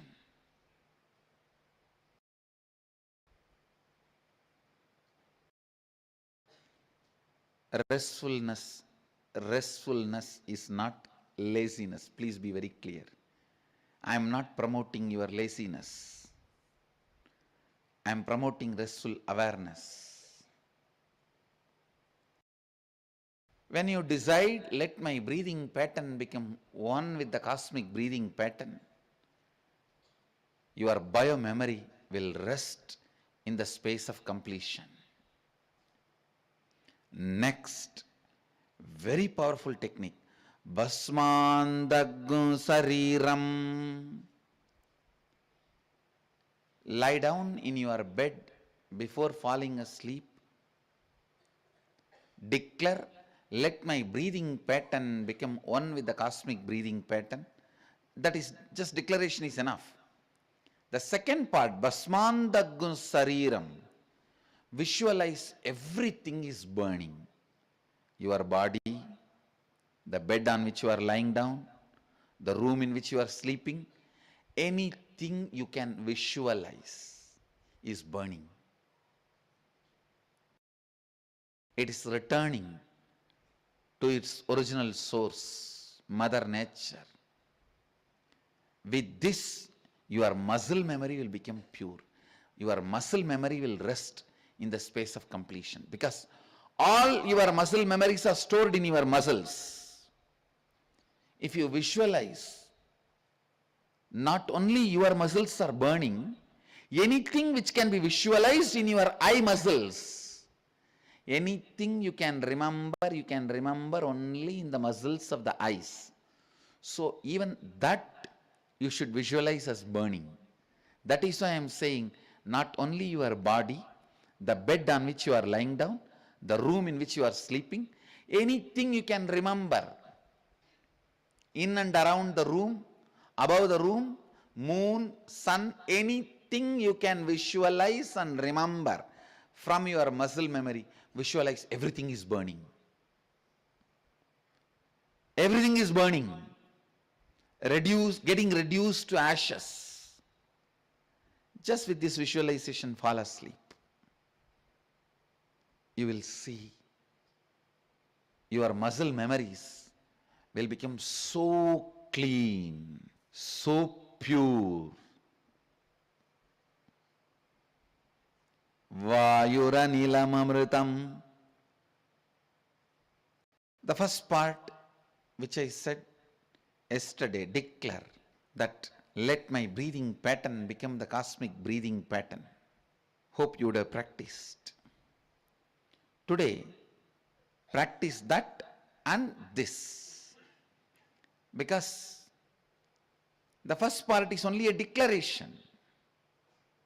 It may take just few minutes. The second part is the continuous samadhi. Understand? Somebody initiated by ordinary gurus, gurujis, when they practice some visualization, it is called meditation. I am not just initiating you guys, I am ordaining.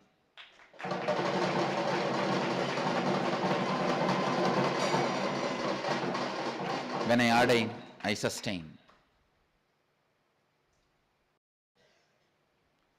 When you guys practice,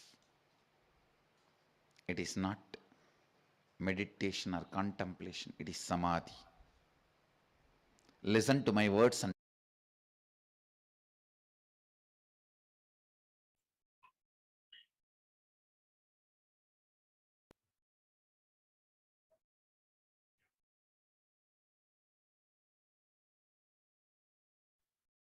Yes. So let us now enter into the year 2017 on the 27th of January. Here we see rare pictures of the Supreme Pontiff of Hinduism initiating various disciples into the lifestyle of Krama Brahmacharya. So the Supreme Pontiff of Hinduism, we can see few pictures invoking the presence of Mahakala, as he is the one who initiates each and every one of us into the lifestyle of Krama Brahmacharya. So it is a most memorable event for those who received the initiation. Here we have a few pictures as memory of this amazing happening. The Supreme Pontiff of Hinduism reviving the lifestyle of sannyas and giving the Krama Brahmacharya initiation, being the first level initiation into the lifestyle of sannyas. The lifestyle of sannyas is the lifestyle where we decide, we vow to live by the 5 yogic vows and the 4 tattvas. So the 5 yogic vows: Satya, Asteya, Aparigraha, Ahimsa, and Brahmacharya. Satya means living by the truth. Asteya, non-stealing.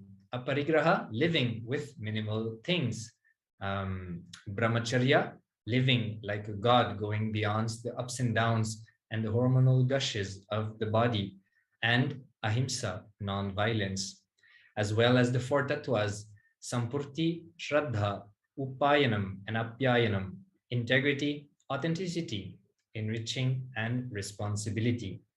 So here we can see one disciple, and picture on the right, one disciple receiving the blessing, the physical touch from Mahakala directly, as he declares that from now onwards, he wants to live his life by those vows. So a very amazing happening. And here we are also in the courtyard, in the private quarters of the Supreme Pontiff of Hinduism. We can see Supreme Pontiff of Hinduism in oneness with Mahakala on his swing in the Adhikaranandi courtyard. So great memories for each and everyone who were part of that. And luckily, in today's world, thanks to the technology, these moments are captured and can be experienced by each and every one of us online. So inviting each and everyone to go on this day and see the more pictures and whatever content is made available about the happenings of this amazing day.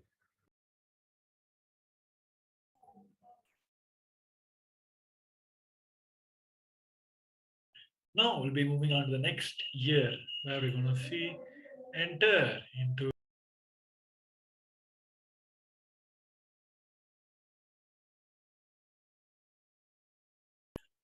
the Supreme Pontiff of Hinduism, Jagat Guru Mahasannidhanam, His Divine Holiness Bhagavan Sri Nityananda Parameshwaram, is the visionary to whom his whole revival of Kailasa is made possible. His Divine Holiness revealed that you are not the body or mind, but your consciousness. And when you sit with this one truth, the purpose of your existence will change. Delegates experience Nityananda Yoga, which includes the unique feature of chanting of the slokas, which describes the asanas, creating a deep experience. If you take the whole humanity, the majority of the people still believes that we are just bound to this body and mind. That is why their mind plays a major role in their life, and they have so much of attachment to this body. That is why the whole world has the fear of death. But here, the Supreme Pontiff of Hinduism revealed a wonderful truth. We should not call this as a wonderful, it is a basic truth of Sanatana Hindu Dharma. It is not only bound to this Hinduism, it is for everyone. It's a very basic truth that we are not just this body and mind which we carry, we are beyond that and we are consciousness. Then we may ask why we need to learn more about the body, how we need to know about the prana structure, all the koshas, and why we have to experience all the 20 phases of consciousness, and when we have to be in the space of unclutched so that we can control over our mind, all the stuff. We may have this inner doubt inside. Why we have to do this? See, understand, only if you know about everything, you can master that. Even to go beyond that, you should know what you're trying to move away from your life and you moving on beyond that. Same way here, moment you understand the life possibilities, the chakras, the energy centers in your body, you can easily able to enable align to your cosmic structure. Same way here, mind also, you should very well know about your mind, how it plays. Then only you can easily able to not only control, you can go beyond that to achieve that ultimate consciousness, be in that conscious state where we feel not only we can experience Parameshwara, we can feel that we are Parameshwara. You can hear from the very statement of the Supreme Pontiff of Hinduism, moment he started the mission of reviving the Sri Kailasa at the age of 16. The first statement, the truth from the Supreme Pontiff of Hinduism is that he didn't came to prove himself as a god, he came to prove each of us as God. That is a statement he still stood for, he's still standing. That is why all this Sri Kailasa revival is to make us experience that we are Paramashiva.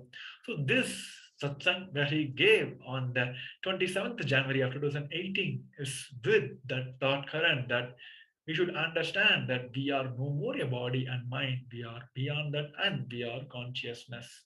When you understand, when you sit with this one truth, the purpose of your very existence will change.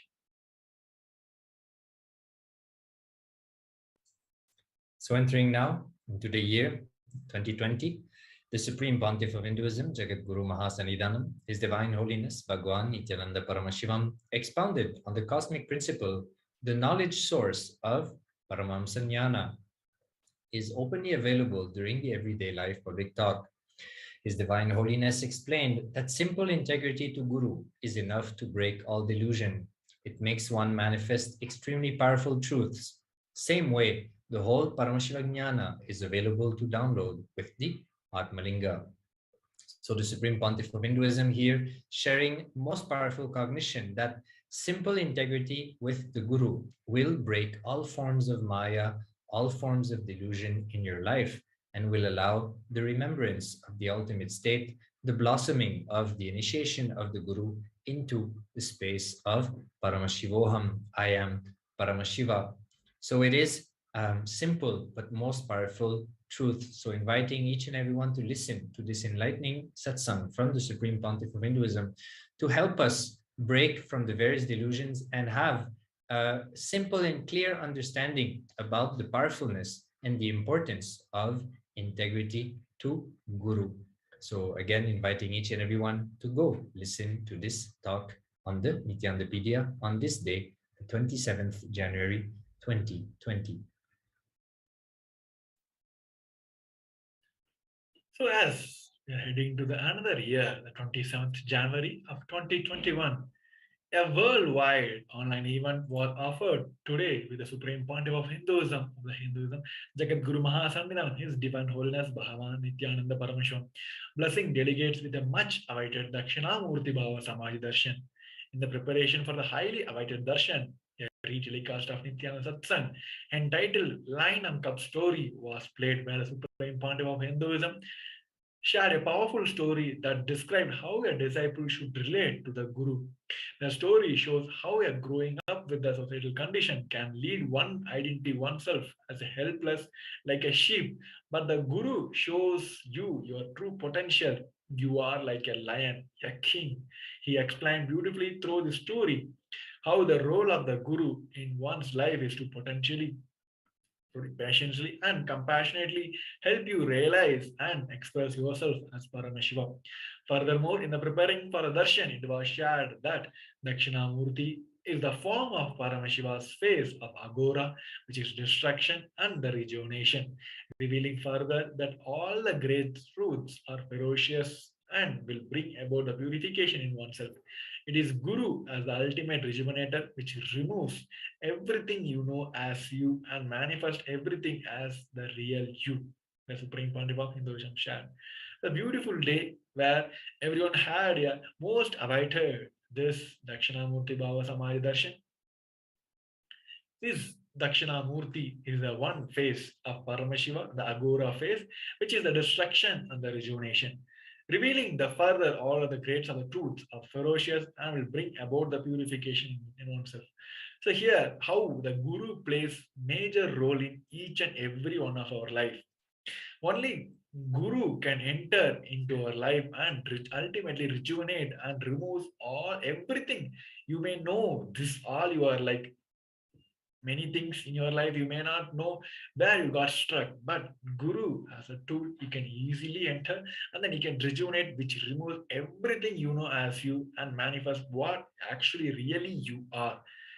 That is only the Guru can play in our life. On the same day, we had a wonderful Lion Cup story, which was telecasted to many of the delegates, where the Gurus comes into our life, where he show us the real possibility of how we can be a lion, a king, not a impossible self-doubt, self-delusion, self-hatred, a sheep. Even though you may have lead your life like this till now, but moment a Guru enters into your life, he shows because he can easily able to rejuvenate and remove all the identities we carry, and he can easily manifest what we really are. So by doing that, he can easily able to show our inner possibilities, and he can make us the real king, the lion in our life. So this is what the Supreme Pontiff of Hinduism also shared on the very day. Again, you can head over to the Nityanandapedia, where you can find the discourse and the beautiful Dakshinamurti Bhava Samadhi Darshan on the day. You can watch the darshan also, and whatever available data are there, the discourses, you can have it on the nityanandapedia.org.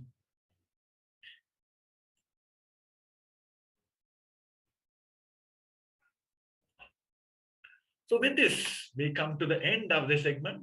We're going to have a beautiful satsang upcoming. So before that, we're going to have a short break. Please stay tuned.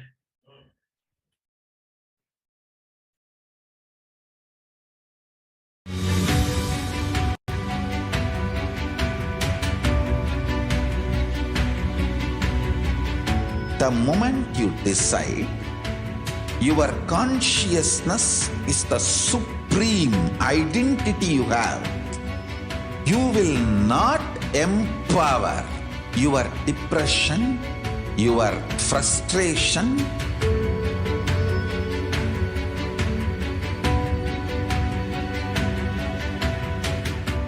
deal your problems, whether it is simple headache or depression or the worst suicidal patterns, Our life negativity only through consciousness. Don't go for any other solution.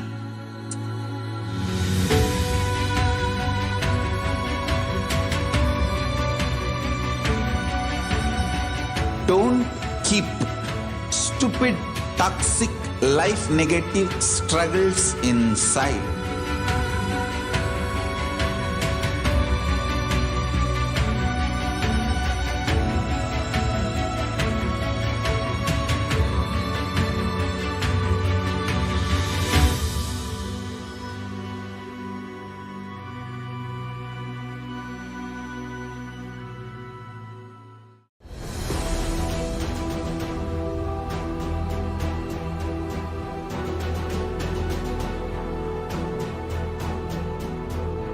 Your consciousness as power at this moment to swallow, digest, clean up all negativity and all toxins.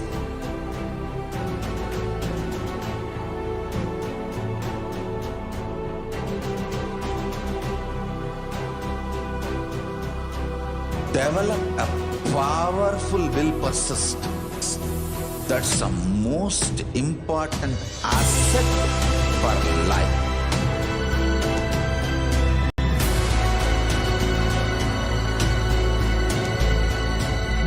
I am not giving you some life positive blah blah. I am giving you the facts of life. I am triggering your consciousness.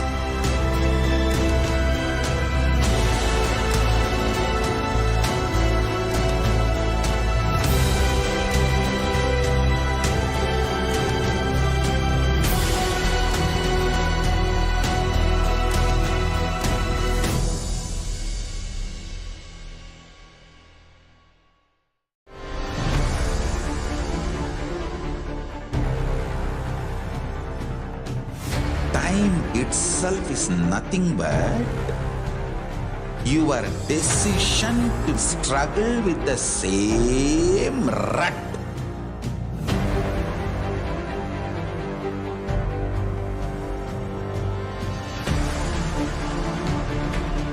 Your decision to struggle with the same rut is time, Kala.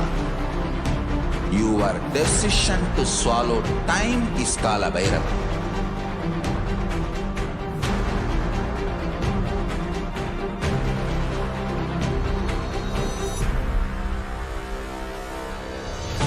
Stand.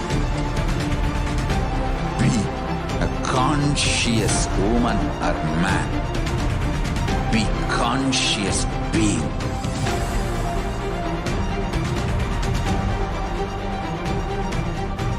Shrink the time through conscious will persistence. Make the future into present by being ferocious with yourself.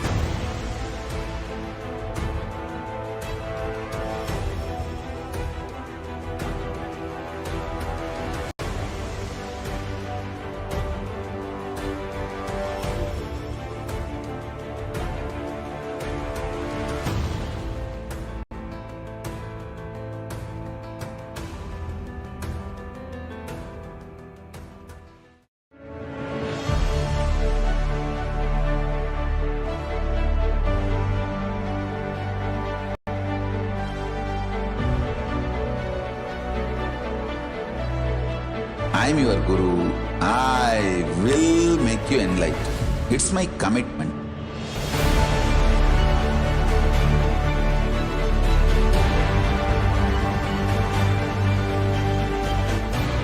Till you become Paramashiva, I won't rest. Don't worry at all.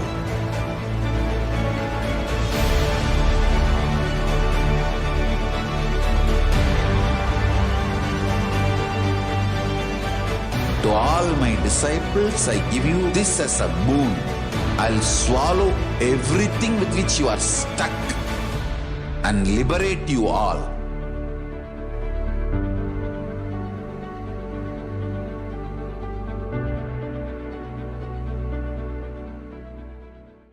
Greater signs of life can be realized with a greater ability to visualize.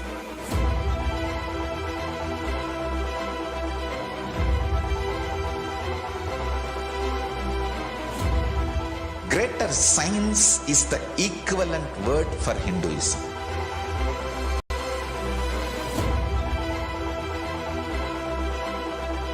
When you understand the greater science of life, greater courage, more possibility, more fearlessness, more joy, more bliss.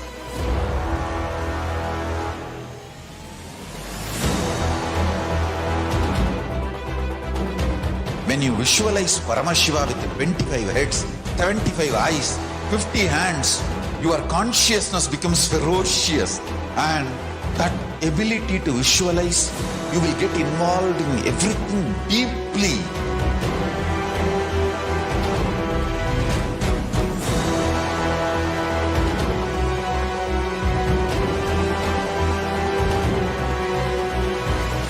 Involved people are the most delicious, most sweet, most beautiful, most juiciest beings of planet Earth.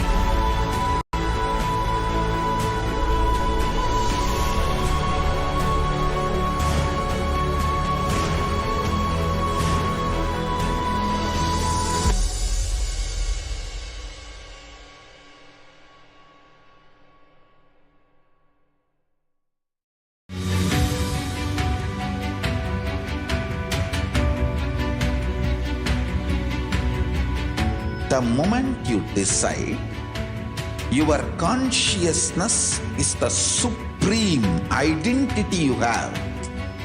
You will not empower your depression, your frustration,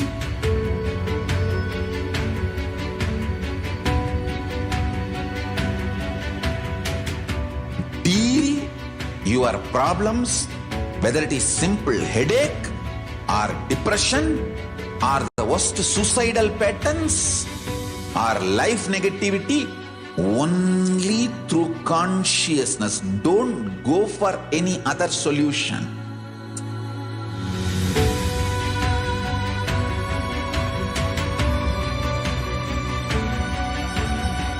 Don't keep stupid, toxic, life negative struggles inside.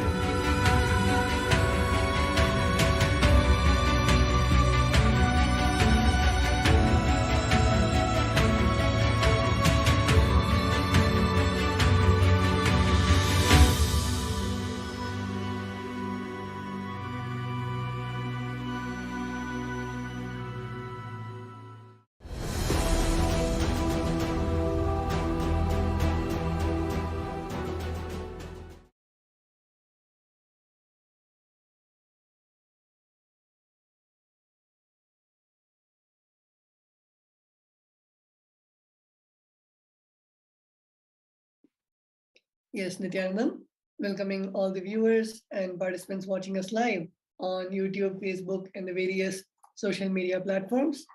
All of us saw the glimpses of the glorious past on today's day, the 27th of January, over the years, all the way from 2005 till 2021. And hope all of us, we would have seen about the various satsangs over the years, the various revelations, and especially all the activities, the celebrations which the Supreme Pontiff of Hinduism had participated in, and of course, all the programs conducted by the Supreme Pontiff of Hinduism, the Kalpatarus, the Inner Awakenings, the beautiful programs. And we are now entering into a beautiful segment where we are now going to see how all of us can participate in the upcoming program, the Paramashivoham Level 3 program, which is beginning just in a few days on the 1st of March to the 21st of March 2022, where the Supreme Pontiff of Hinduism is conducting another extraordinary program for all of us.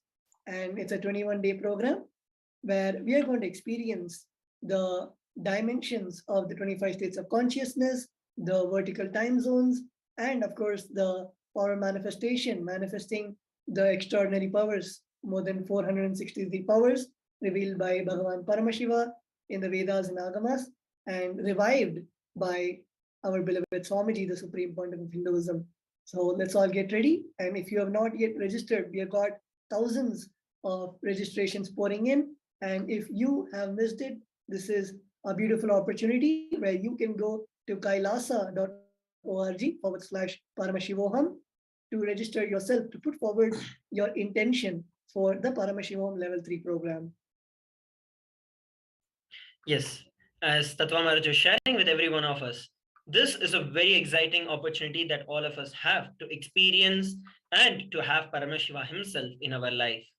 Literally during this lockdown, all of us had a tough time, or a different time, I would say, for many of us.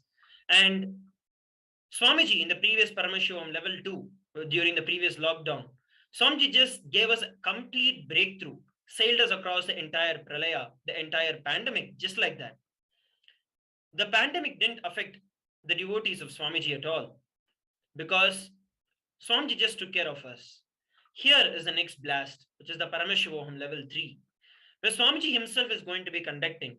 And this time, Swamiji is going to be sharing deeper and deeper and deeper truths into the various dimensions of the cosmos. Swamiji earlier in the satsangs has revealed about some of the dimensions, the length, breadth, depth, time, space. But Swamiji says, as the devotees, the listeners, when we all become more and more mature to receive the higher truths, Swamiji starts delivering those greater experiences and profound truths to every one of us. And that is precisely what we are going to be gifted during the Paramashivoham Level 3. What has always remained as just concepts, vertical time zones, parallel universes, multiple dimensions, entering into multiple dimensions, time travel, what always existed and exists as just a sci-fi ideology, theory, and a curiosity, Swamiji is actually making it a reality for every one of us. We already had 2 very powerful webinars unraveling the mysteries of the parallel universe and experiencing reality by time-space manifestation. Next, we have a very, very beautiful webinar coming up the next weekend, which is going to be on decoding time, where we can play with time. Time travel is not just going to be a theory or an idea which every one of us would like to experience if at all it was true. It is true and it can be experienced. And that is what Swamiji is going to be revealing. And not just revealing, but giving us the experience. And these are all just glimpses of the Paramashivoham Level 3. So if you have not yet registered for the Paramashivoham Level 3, immediately head over to kailasa.org/Paramashivoham and register yourself for the Paramashivoham Level 3 program, because that is the first step for you to experience Paramashiva, for you to experience the ultimate in your life. Yes, and also we are seeing live viewer on YouTube is commenting that Paramashivam begins on 19th February. I would just like to clarify, as the Supreme Pontiff of Hinduism wanted us to experience and begin with the powerful night of Shivaratri. The Paramashivam program will be beginning on the 1st of March to the 21st of March, especially celebrating Shivaratri with Paramashiva himself is one of the greatest opportunities that we can get. So it is such an auspicious time, especially as on all these days, such as Shivaratri or Navaratri, Guru Purnima, it is these kind of powerful days where literally the whole cosmos is aligned for a superconscious breakthrough. Many of us would have heard stories about how the Vedic rishis designed and made sure the planets align for few events to happen. And it is precisely that cosmic alignment which happens during the Shivaratri. Shivaratri is nothing but the Hindu festival where we celebrate the appearance of Bhagavan Paramashiva as a light shaft and giving the enlightenment to Bhagavan Vishnu and Lord Brahma. So it is on this auspicious day that the Paramashivoham level 3 program is beginning. So let's all jump in and register ourselves for the Paramashivam level 3, and also our acharyas will be guiding all of you on how, after you register, after you put your intention to register for the Paramashivam level 3 program, how you can offer the Guru Dakshina and how you can get yourself ready for all the sessions of Paramashivoham. Also, as Tattva Maharaj was sharing with every one of us, the Paramashivoham itself is going to be a 21-day experience, power packed right from where we are in our house. A couple of years ago, Swamiji shared that I will bring enlightenment to each and every one of your bedroom. And that is exactly what we're experiencing. We had the first taste of it in the previous pandemic with Paramashivoham level 2.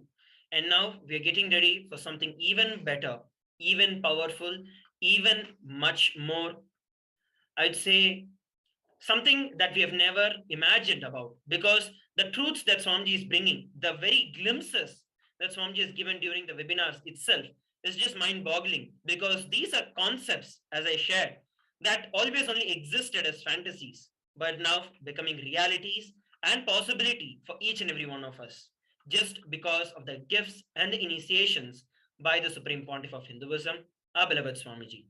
We are now going to be taking some time going over the previous webinars that Swamiji conducted, where he revealed various powerful insights on the time, the space, and the parallel universes.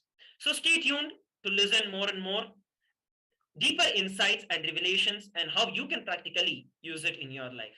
Stay tuned. We shall come back after a short break.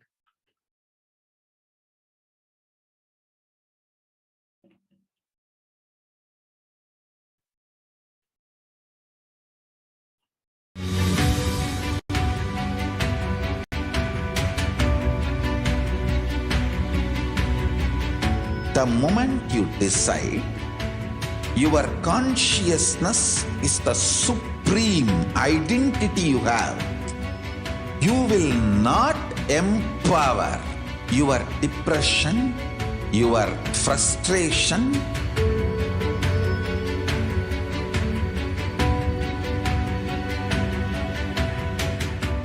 deal your problems, whether it is simple headache or depression or the worst suicidal patterns or life negativity, only through consciousness. Don't go for any other solution.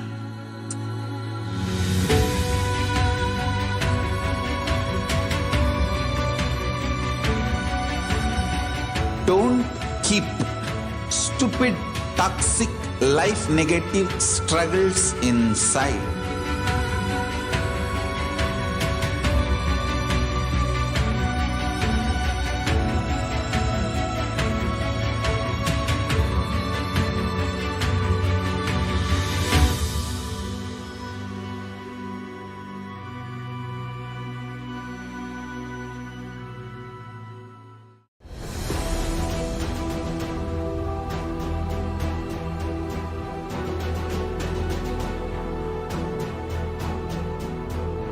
your consciousness as power at this moment to swallow, digest, clean up all negativity and all toxins.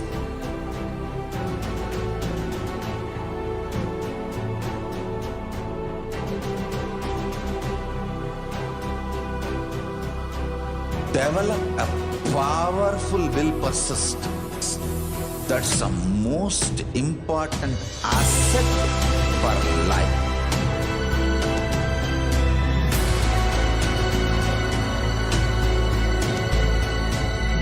I am not giving you some life positive blah blah. I am giving you the facts of life. I am triggering your consciousness.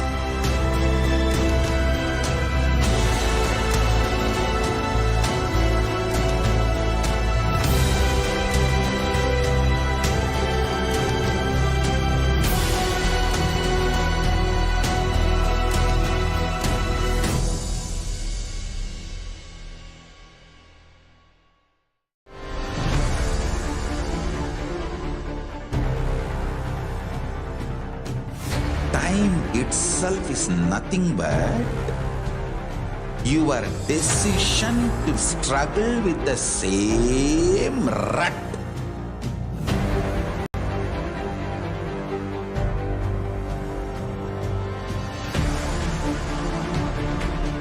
Your decision to struggle with the same rut is time, Kala.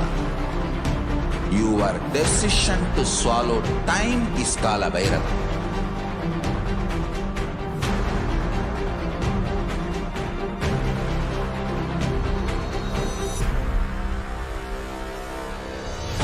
Stand. Be a conscious woman or man. Be conscious being.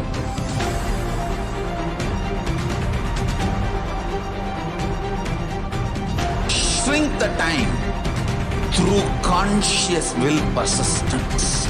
Make the future into present by being ferocious with yourself.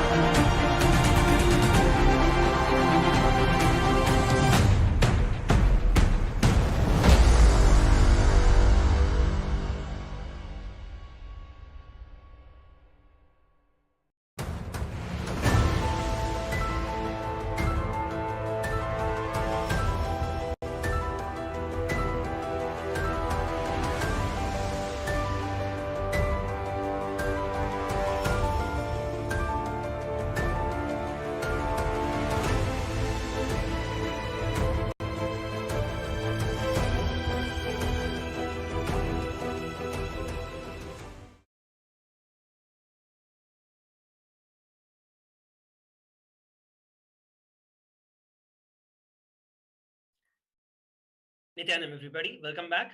Let us now look at some of the excerpts from the previous webinar, the time-space manifestation. Swamiji revealed the higher dimensions, when they enter consciously into the lower dimensions, they manifest as powers, unexpected positive turn of events, and the reality you experience. You can name it as miracle, power, God's grace, anything that you want. But the greater cosmic science is the higher dimension entering into the lower dimension. If space dimension enters into time, time literally manifests everything that space wants. If the time dimension enters into depth, the depth dimension manifests everything that the time wants. The length, breadth, depth, time, space. All these dimensions are independently intelligent, alive, able to make their own conclusions and respond within their frame and working zone. The length dimension is responsible for your logic, rationality. Breadth dimension is responsible for your ability to feel emotions, feeling connections. The depth dimension is responsible for you making cognitions, powerful cognitions about life beyond your logic and emotions. So here Swamiji revealed a very, very powerful sacred secret. Here, when we look at our regular life, how do we even map what Swamiji shared to our regular life? In our regular life, we always feel if there is a up, there is bound to be a low. And when there is a low at given some point in time, we're going to go up again. So there is this constant idea that we carry about life, that it is going to be in a certain way, in a certain rhythm. But that can be drastically changed when there's an interference. And this interference from the higher dimensions, as Swamiji shared, when the space dimension enters into the time, the time manifests whatever the space dimension wants, which means that space is able to exert itself completely into time, and time becomes one with the space. So in terms of reflecting it into our day-to-day lives, when we are going through some ups and downs, some difficulties, some problems in our life, when the higher levels of experiences, for example, we have the initiation from Swamiji, what it does is that it gushes the superconscious energy, invoking Paramashiva himself in you, through which the higher dimension is entering into you, changing the very reality, not just as you wanted it to be, but as Paramashiva himself would want it, which is the best beyond what any of us can imagine. So Swamiji is sharing here that you do not have to be stuck with your regular rut. You do not have to be stuck with your regular mundane way of life. The way that you can do it is to experience a very powerful shift just by the initiation from the higher dimension, which in our terms is initiation from Swamiji, the Supreme Pontiff of Hinduism. Yes, as Sundareshwara Maharaj was sharing, just by one initiation of the avatar, literally everything in the time and space, and of course all 11 dimensions, immediately change. Like many of you, if you would have had the beautiful opportunity of having the physical darshan or even the daily morning satsangs, you would see that it might just be, let's say, a 1 hour satsang, but the amount, how much you're engrossed with what Swamiji is speaking, what the Supreme Pontiff of Hinduism is revealing, it will just feel as though you are sitting for around 12 hours, or literally you would even forget the time around you. So it is literally the avatar, just by the presence, the whole time and space and all dimensions completely change. And here let us see more truths from the time space manifestation webinar. The Supreme Pontiff of Hinduism beautifully reveals time is as alive as your skin. If you believe, cognize, your skin is alive. If somebody massages your skin, you feel good. If someone cuts, you feel pain. How much your skin is alive, much, much more than that, time is alive skin of the cosmos. Where your skin ends, the skin of the cosmos, which is called time, starts. Actually, your skin and the skin of cosmos both always touch each other. You cannot be away from cosmos. How you have a nervous system which passes the thought currents inside you, same way cosmos has a nervous system which passes its decisions and thought currents, that is space. Your skin is alive, your nervous system keeps you living. The equivalent of your skin for the cosmos is time, the equivalent of your nervous system for the cosmos is space. Listen to this secret. I know the consciousness goes on rejuvenating the skin of the cosmos called time. That rejuvenated skin, time, is entering into my skin and constantly rejuvenating me. So here all of us can literally understand the way how the cosmos functions in terms of time and space.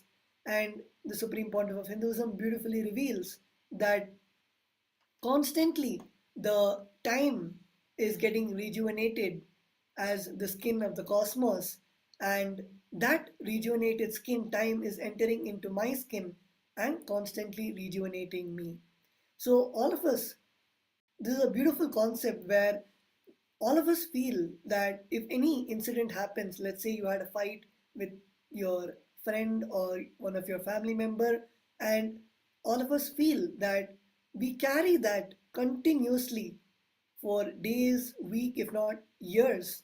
And the only way, as the Supreme Pontiff of Hinduism has introduced the concept of completion, only when we drop, we don't get stuck to that time, as many of us would have experienced the root pattern completion, where the Supreme Pontiff of Hinduism beautifully reveals that whenever we had the root pattern in our life, let's say the age of 5 or 6, it is not only impacting our mental way of how we cognize things, how we function, but even physically, you would see that in your from the time that your root pattern started, you would see some, even in your health, it gets affected.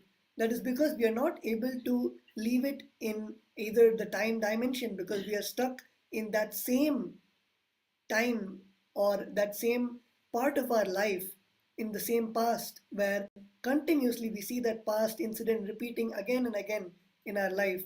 And even you would see that the physical disease, let's say that your root pattern was fear, and whenever you get scared, either you get a fever or you catch a cold or you have a severe migraine. So you would see that the physical body that you are carrying and the experience that you had in the time time dimension, both are interconnected.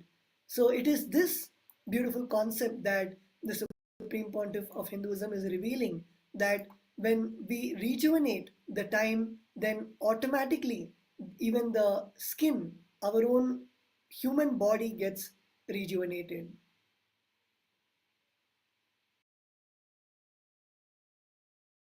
Let us now listen a beautiful revelation by the Supreme Pontiff of Hinduism from the previous webinar, Experiencing Reality by Time-Space Manifestation.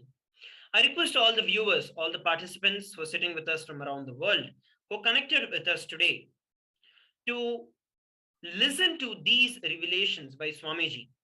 And next, we're going to be looking at how we can map it into our practical lives, use it practically in each and every one of our lives. So I request all of you to please sit straight as we get ready to listen to the satsang and the revelations by the Supreme Pontiff of Hinduism.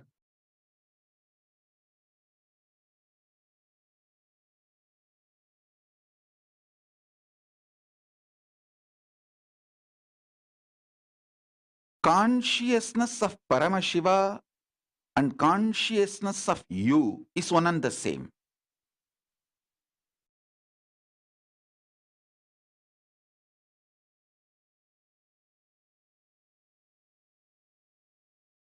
Be very clear. How much you are alive with your liveliness, your feeling of your aliveness, with that, if you try to grasp, understand the liveliness of Paramashiva, that's enough. You do not need to worry that you don't understand Paramashiva, you don't manifest Paramashiva. No.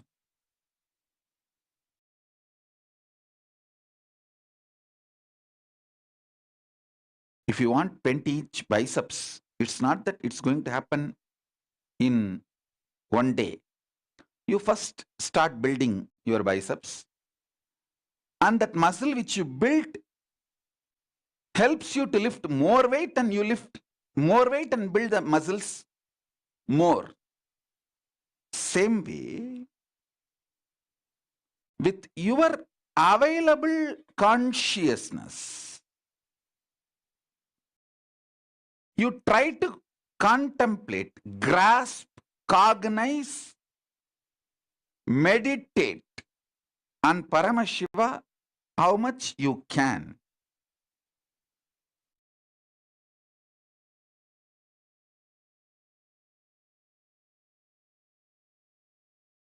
When Paramashiva's consciousness starts triggering your consciousness,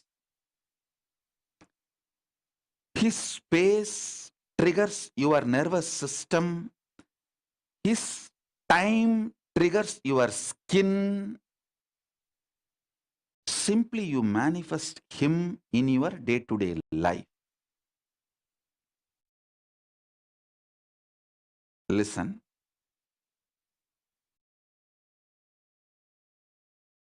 I'll give you an example. If you throw a stone, with the basic Newton's law, the theories of physics, you will know with what force you threw the stone up and how it will take the curve and how it will land. But while the stone is in the air, if there's one more intervention happens on that stone, one more push through air blower or something, then naturally the stone will not come down as we predicted. It will go through another cycle.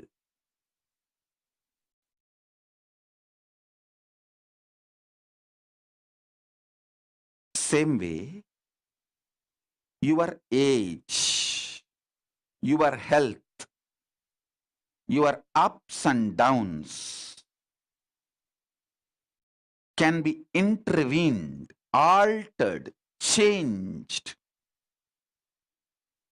corrected, completed, totally rewritten by intervention of Guru's initiation, Shaktipada, Shaktinipada, energy darshan.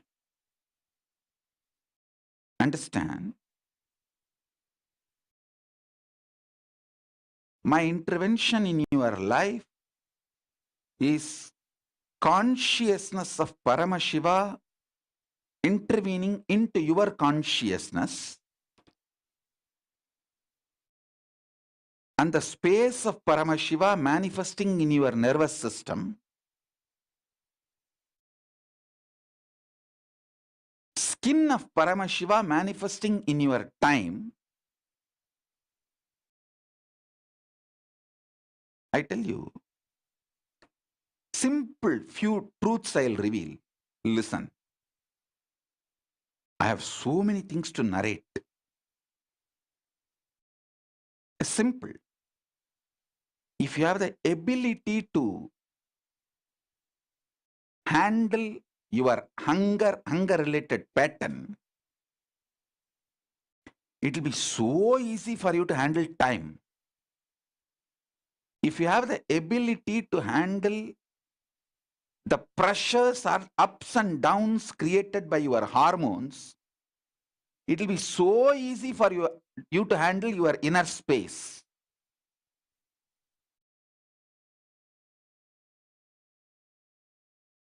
If you have the ability to handle the fear of expansion, everyone is afraid of expansion.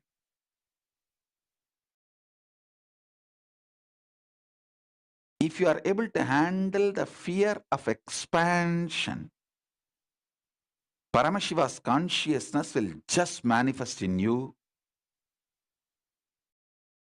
We are greedy of expansion one side.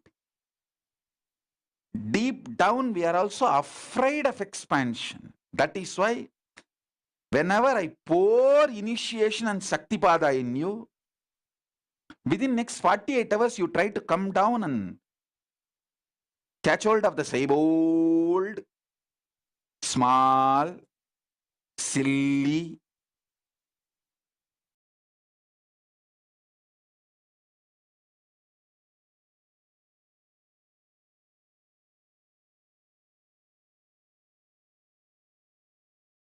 street fights.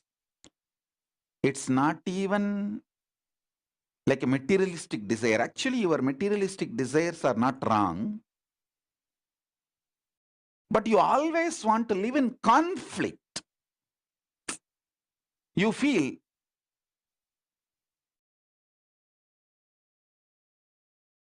you should have materialistic desires and it should not be fulfilled easily, and you should go on be blaming someone for that not getting fulfilled, you enjoy these conflicts and conflict-centric life. That is where the whole mess is. I am telling you. Stop enjoying this conflict-centric life. In any field,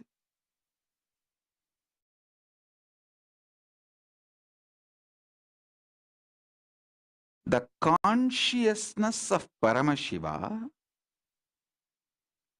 can manifest intensely, ferociously, life in you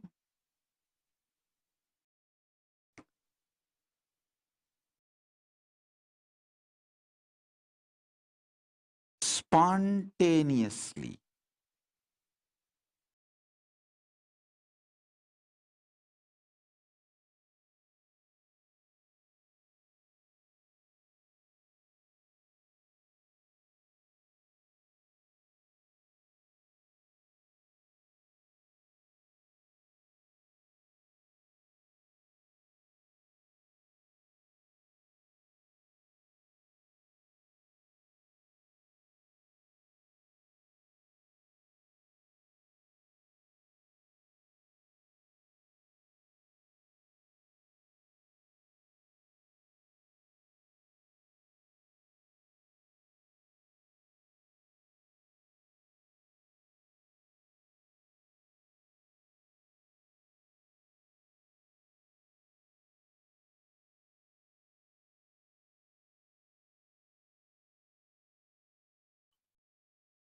Nityanam, everybody. Sorry for the technical glitch.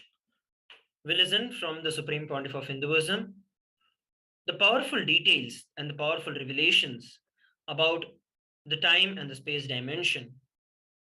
Now, let us all get ready to enter into the meditation and to have the Nitya Satsang by the Supreme Pontiff of Hinduism. Let us now watch a beautiful satsang from the Supreme Pontiff of Hinduism.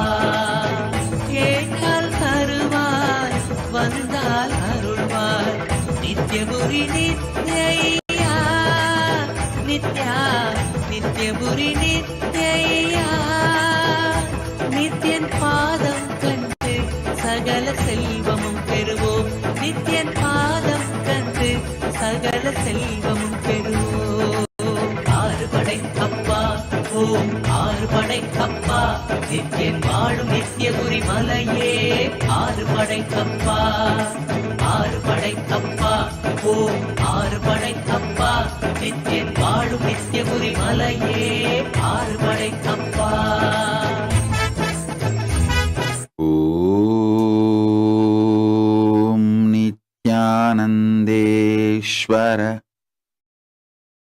परमशिवसमारम्भाम् नित्यानन्देश्वरि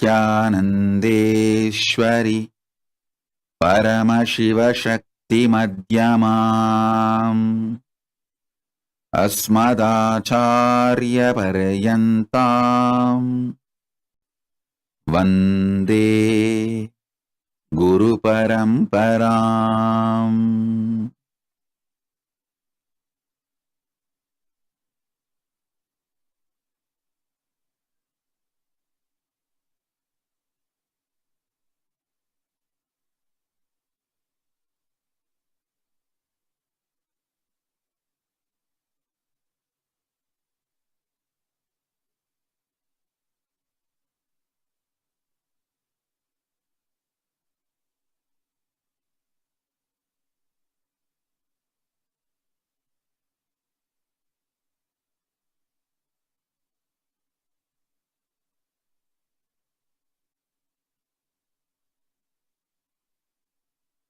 I welcome you all with my love and respects.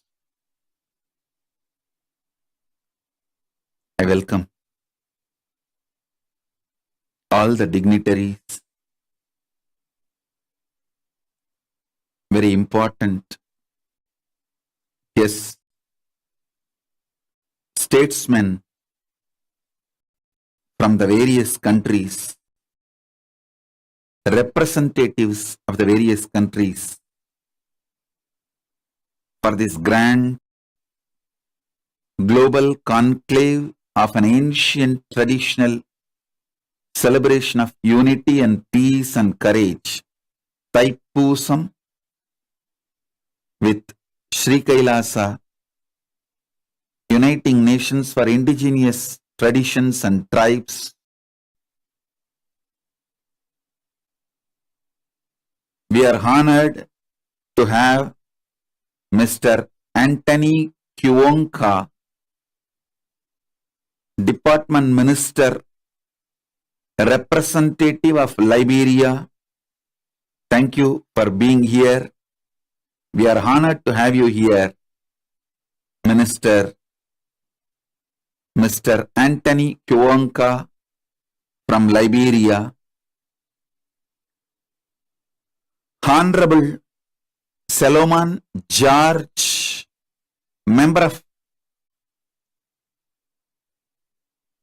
House of Representatives representing Liberia, Mayor Peter Kezola representing Uganda, Honorable Deng Jesus Mading, Parliament Member representing Jangle and Chairperson of South Sudan Young Parliamentarian Caucus, South Sudan. I welcome you. We are honored by your presence. Mr. R.N. Hawker, Director of Migration Investments, representative of Turkey.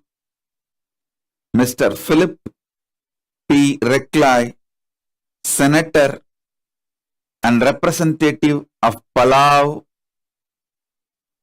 President of Reklai Associates. Thank you for being here. Haji Sainul Sarafat, President of Anjuman Zunat-ul Jamaat Association, representative of Trinidad and Tobago. Right Reverend Dr. Joseph, Head of the Lutheran Church Malawi. Datuk Dr. Logabalan Mohan, Deputy Minister of Federal Territories representing Malaysia. Mr. Gurpreet Singh, President of Punjab Organization representing Malaysia. And there's a long list of guests who are here. I sincerely thank every one of you for being here. We are honored by your presence. Thank you once again.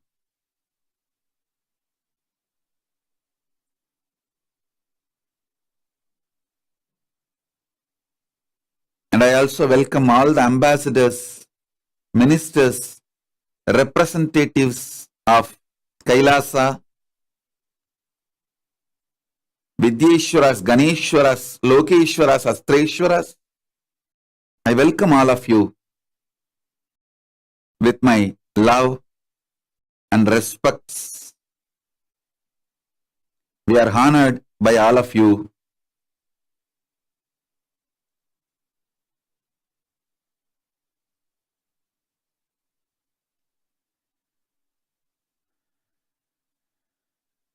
Paramashiva's message directly from Kailasa.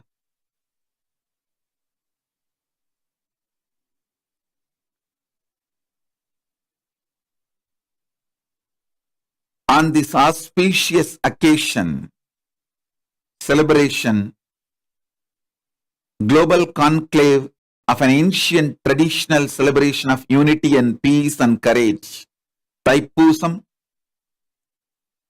organized by Kailasa, Uniting Nations for Indigenous Traditions and Tribes. Message from Paramashiva directly is, let us strengthen the grassroots of our conscious lifestyle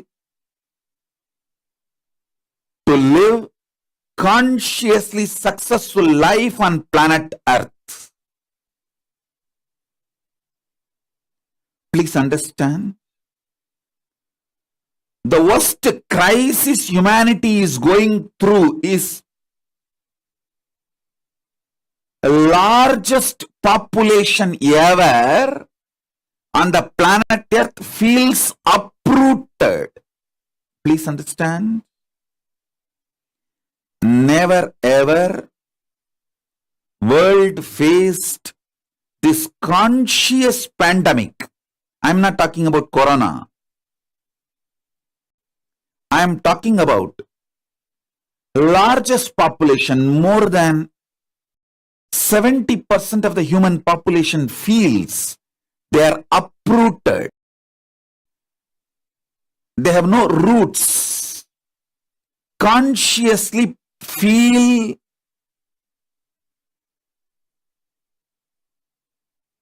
their life has no purpose. I tell you, the greatest problem humanity is facing now is not just pandemic, corona, or global warming. All this we can handle too easily if we are consciously strong. If human beings are consciously strong, handling corona, global warming, other problems are too easy. But unfortunately, more than 70% of the humanity, please understand when I am saying these words, 70%, after thorough research, studying the scientific researches, analysis done by multiple universities which are working on various human societies, ethnic cultures. After thoroughly studying all of that, I am making this statement. More than 70% of the humanity feels consciously uprooted. The feeling of belongingness is stolen away. That's one of the fundamental flaw, I should say. the fundamental right to all human beings is feeling conscious belongingness, feeling grounded, feeling fulfilled with their life. Unfortunately, the political ideologies which are extremely exploitative, religious ideologies which are extremist, the militant missionaries and missionary militants, crony capitalism, deadly combination of all these three. Crony capitalism, extremist religious ideologies, and extremely exploitative, oppressive political ideologies and decision makers. The deadly combination of these three has made more than 70% of the human beings consciously uprooted. The biggest problem humanity is facing now is conscious pandemic. Feeling purposeless.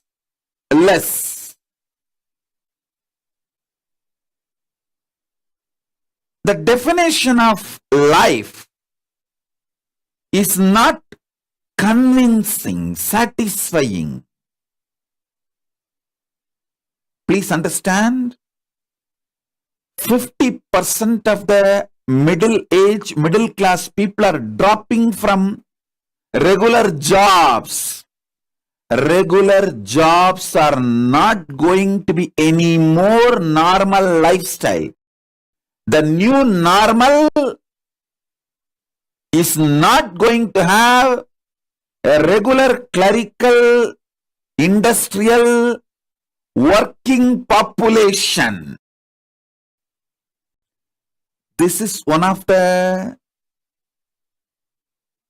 major revolution happening all over the world. Nobody is waking up to it. And 20% of the population just want to move away from the grid.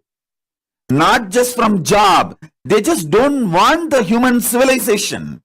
They are moving into the forests, remote villages. They don't want all the comforts, luxuries the modern day civilization is providing, because they feel it's the too costly exchange.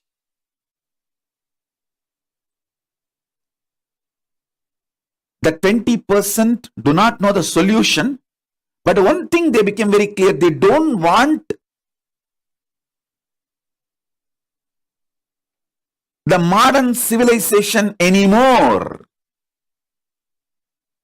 Understand? I am not against science, modern civilization. I am not against any of it. But the crony capitalists, extremist religious ideologies like militant missionaries and missionary militants, and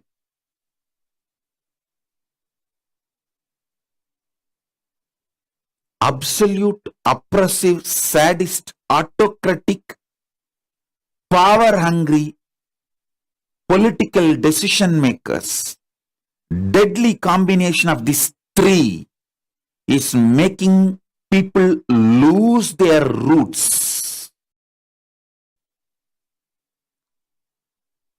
I call this as a conscious pandemic, which is more serious problem than global warming or corona, the global pandemic which we are going through. Please understand, this conscious pandemic of feeling uprooted, feeling displaced, is imploding human society from inside.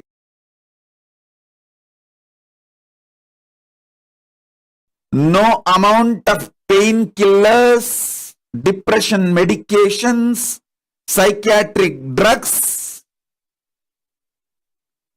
is going to help these root problems of humanity.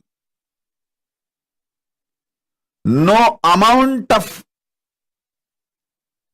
addiction, illegal drugs is going to help the humanity to find solution.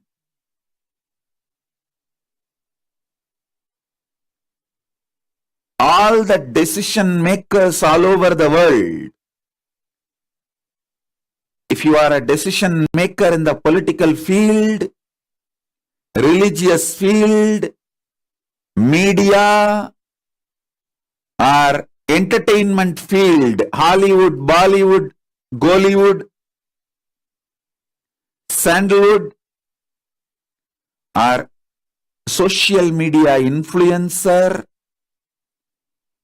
if you are influencing the society in any form, I request all of you sincerely, please wake up to this truth.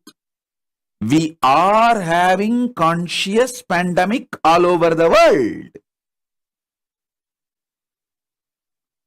The only solution is strengthening our indigenous lifestyle consciously. Let's go back to our way of eating. Each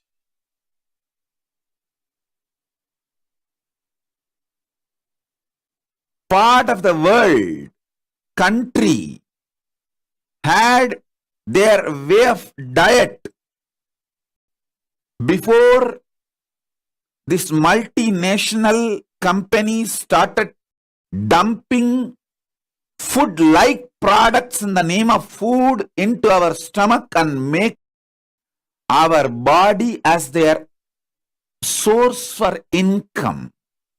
Understand, a patient cured is a client lost for big pharmas. They are not going to think for your health. It is very open. It's a business for them. So why will they think? They are not charitable organization. They are not compassion-centric ideology organization. They are declared for-profit companies. Why don't we wake up? The big pharmas are going to only work for their profit. For them, your body is an income source. Why don't we wake up to the simple truth and drop the blind spot with which we are pushing our life, and masses, billions of human beings into irreversible physical, mental, psychological, emotional damages we are collectively causing. Please understand.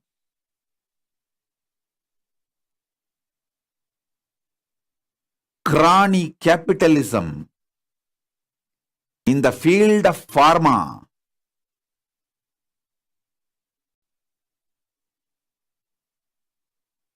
in the field of food,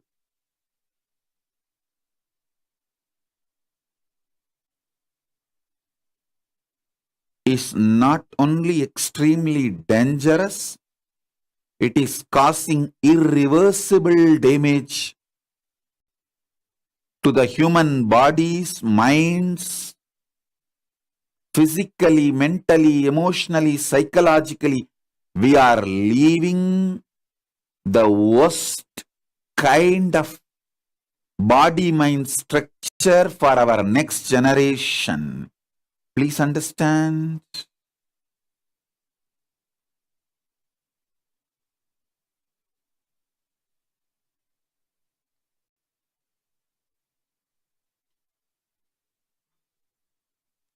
In multi-level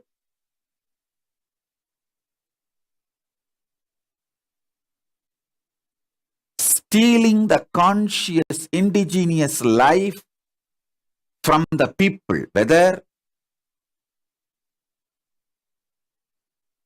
the indigenous Hindu traditions are stolen away, destroyed from the Hindus living in remote villages of Nepal, India, Malaysia, or the indigenous homegrown family lifestyle of worshipping Voodoos, the Voodoo traditions being stolen away, robbed, forcibly taken away from the African indigenous tribes. All these are the crimes against humanity. Please understand, whether a Munishwaran temple is getting demolished in a remote village in Tamil Nadu, or Mariamman temple is getting demolished in a remote village in Malaysia, or the village Hindu tribes getting brainwashed and forcibly getting converted in Nepal, or the indigenous African tribes and traditions is getting wiped off in the name of modernization, and they losing their Voodoo traditions and converting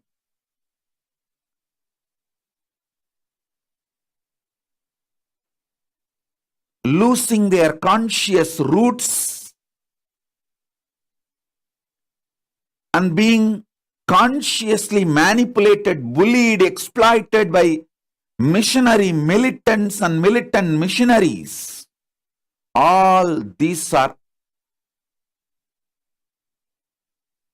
causing conscious pandemic for human beings. The deadly combination of these three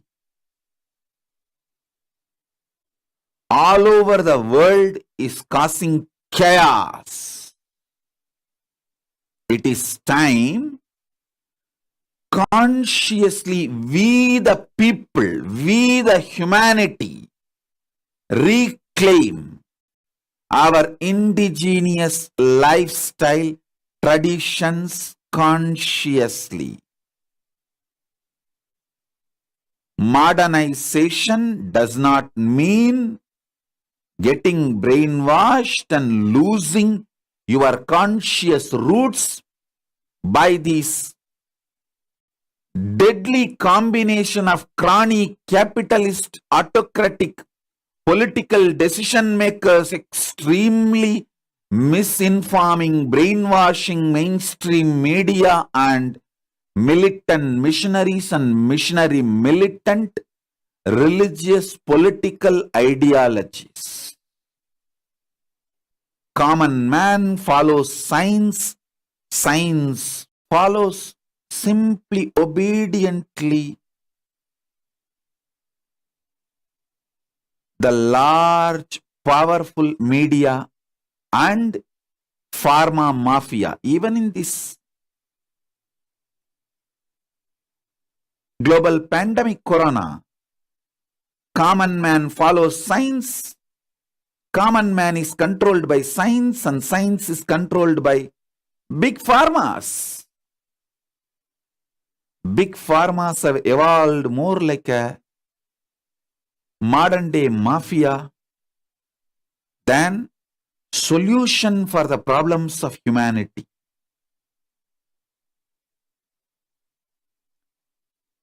It is time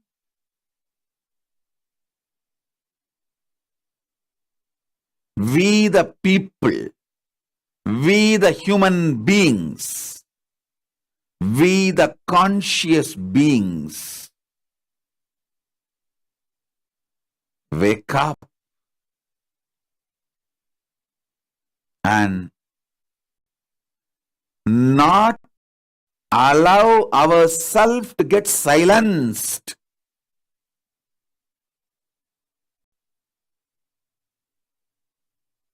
by those powerful forces trying to silence us.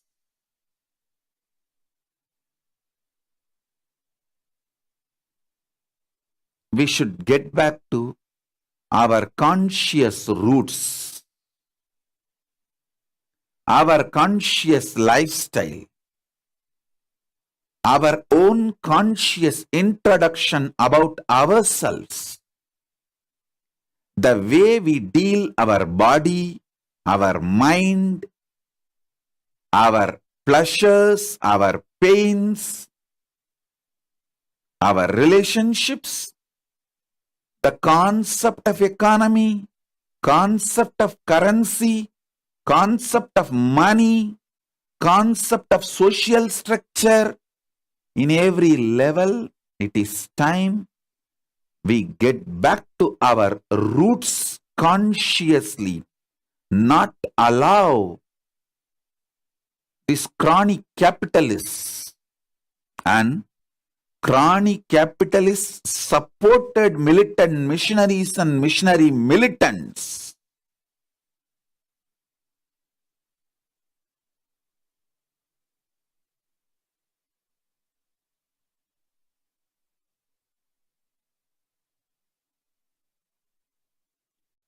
get to our conscious roots. We are made to eat something food-like product in the name of food, plastic food, which makes us not only sick, alters our body and mind once and for all, to be a client for pharmaceutical industry. Big pharma mafias, and we continue to earn, live just to make big pharmas richer and richer and richer. Patient cured is a client lost is their ideology.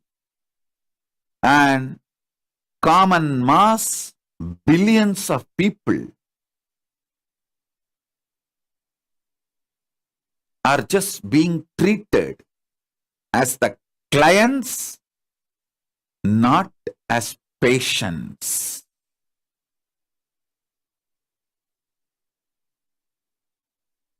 Non-violence, conscious coexistence need to enter into all our thought currents, the way of living, in our business decisions, social understandings, the way we influence ourselves and the people around us and the world. Please understand, 70% of the world population is imploding.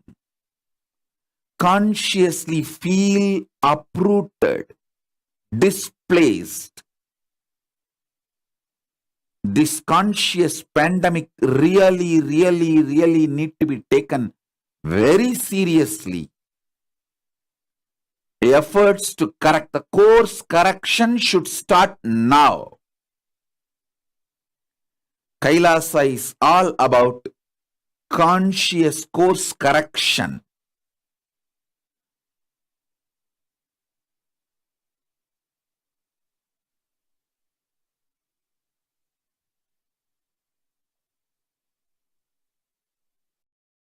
We are not interested in who committed the crime.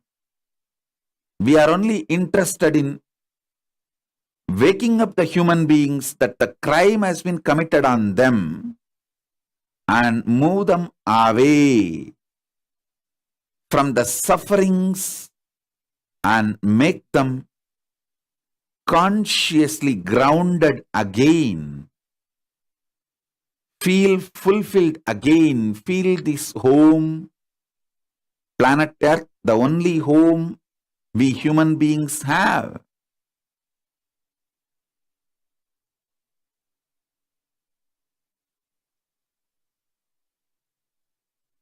We have some more guests joining. Honorable Jose Miguel Benitez, the Mayor of Guatemala Zone, representing Guatemala. Thank you for being here.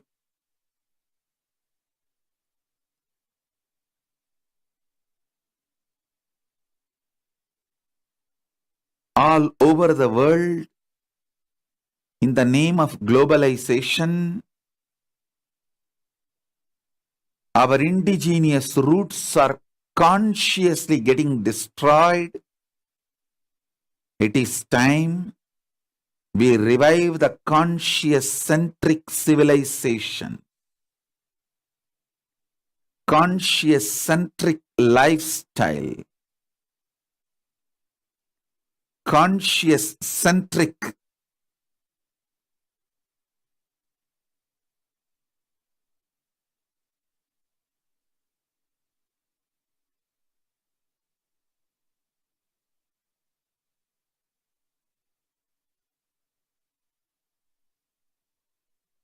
life solutions.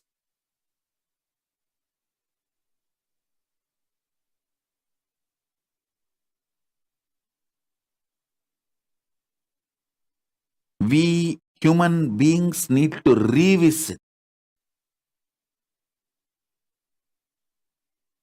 all the ideas about what is money, what is currency, what is crime, who should be put in prison,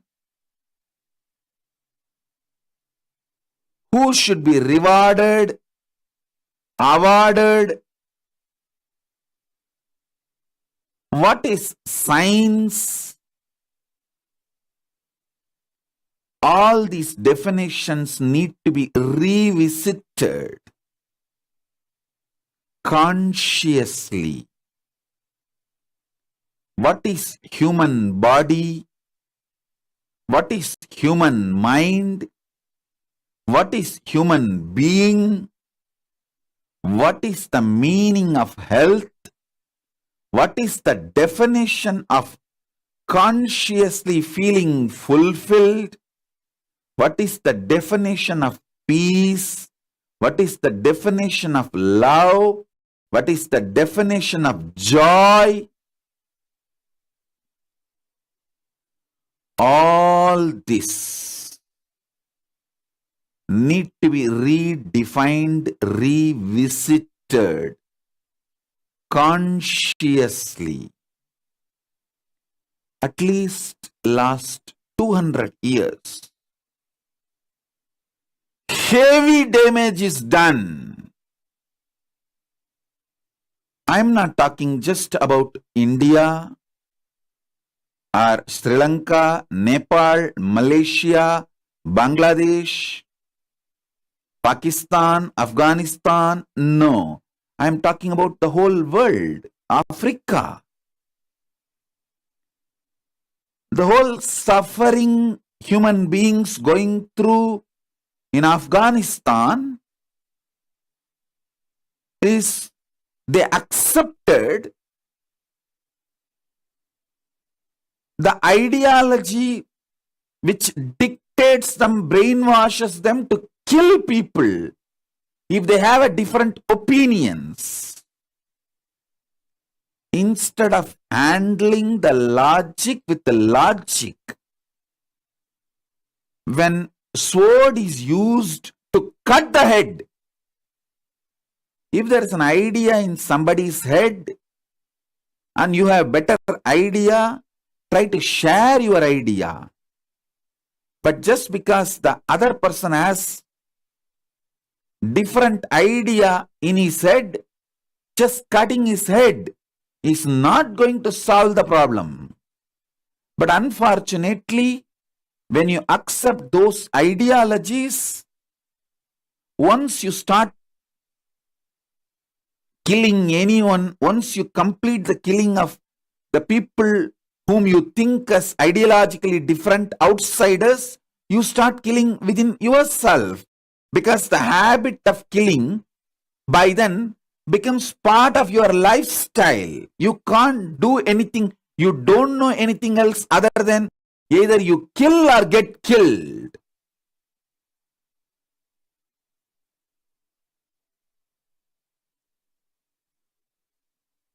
The militant missionary ideology are causing millions of people getting even physically uprooted, making them refugees. And then missionary militants, conversion, religious conversion for the sake of political motives, the mass conversion is terrorism.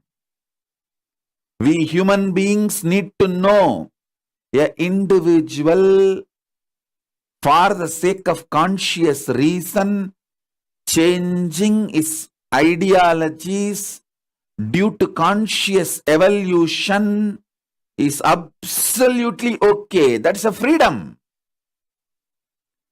But mass conversion with a political ideology heavily funded externally is a terrorism. It's a violence.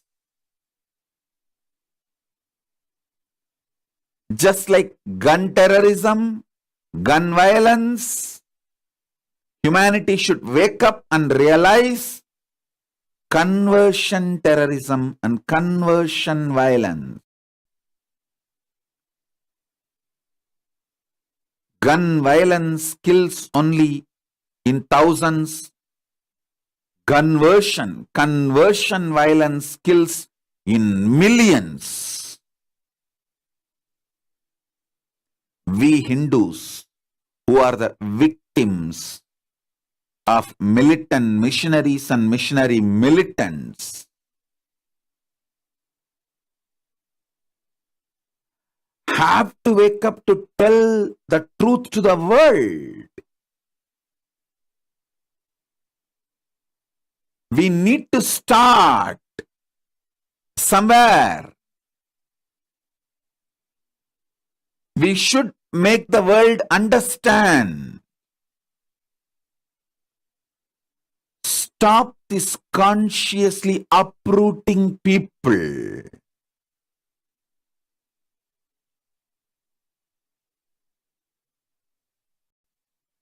By terrorizing us with the militant missionaries, missionary militants, and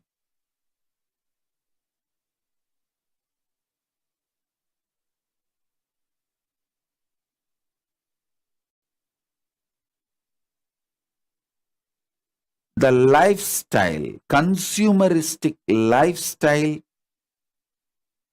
being forced on us in the name of culture, modernization by the chronic capitalists. When you get addicted addicted to food like products in the name of food, please wake up. Your body is becoming the source for income for the big pharma mafias. We human beings need to reclaim our conscious-centric, indigenous lifestyles. We should free ourselves from currency-centric, profit-motivated, profit-centric food, medicine, lifestyles forced on us. First, human beings should liberate themselves by the profit motive multinational companies, food and medicine lifestyles forced on us. Second, profit motive large mafia teaching us about our mind, the false theories dumped on our mind to make us as a patient and resource for their companies.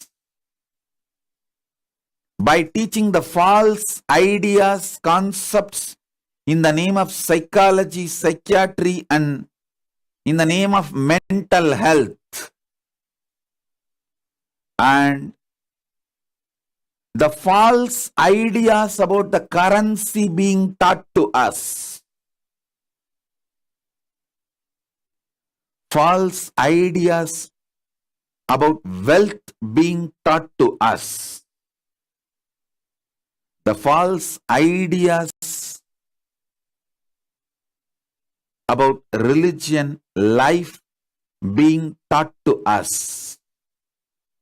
Let's free ourselves from all this and consciously get back to our indigenous traditions. Our ancestors who are conscious beings who did not look at us as clients or resource for their income or their slaves are the source for their power. Our ancestors were conscious.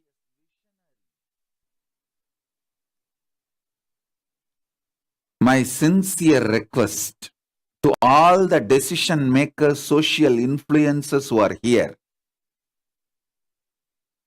let's wake up to this conscious pandemic humanity is going through. Let's start now. Let's do something now. Let's get back to food style, lifestyle, medicines, everything our ancestors gave us consciously.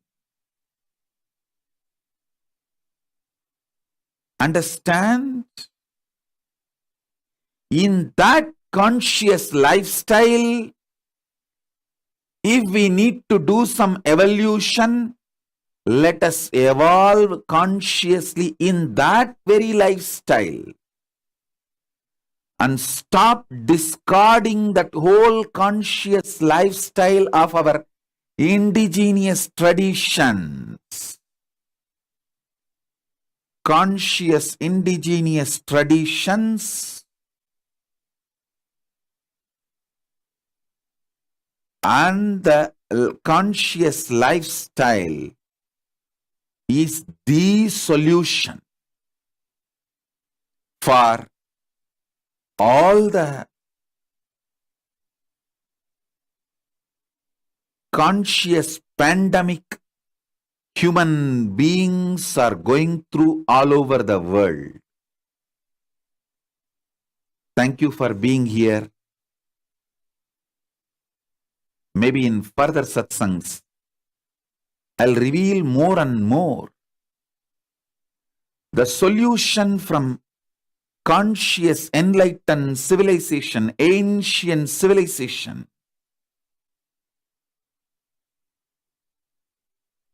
of the humanity, Hindu tradition. Kailasa is all about reviving the ancient, enlightened, conscious-centric, indigenous traditions. Hinduism is just nothing but the collection of around 10,000 indigenous traditions, indigenous lifestyles. We are not like modern day organized religions. We are not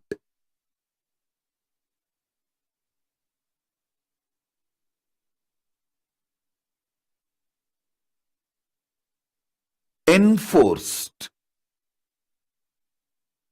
cookie cutter solutions. We see human beings as conscious beings, not as source for money, not as source for power, not as source for anything. We see human beings as conscious living beings. Non-violence is the foundation of Hinduism and the foundation of Kailasa's constitution. Let's get back to our conscious indigenous traditions, liberate ourselves from this huge conscious pandemic and help the humanity to free themselves from this conscious pandemic. That's all is my request to all the decision makers who are here from various walks of life. Thank you all. With this, I bless you all. Let's all radiate with integrity, authenticity, responsibility, enriching, causing, living Shuddhatvaita Saivam Paramadvaitam. The state, space, powers, being, superconsciousness, and Kailasa, Maha Kailasa of Paramashiva, Paramashivoham, Om Nityananda Paramashivoham, the eternal bliss Nityananda. Thank you. Be blissful.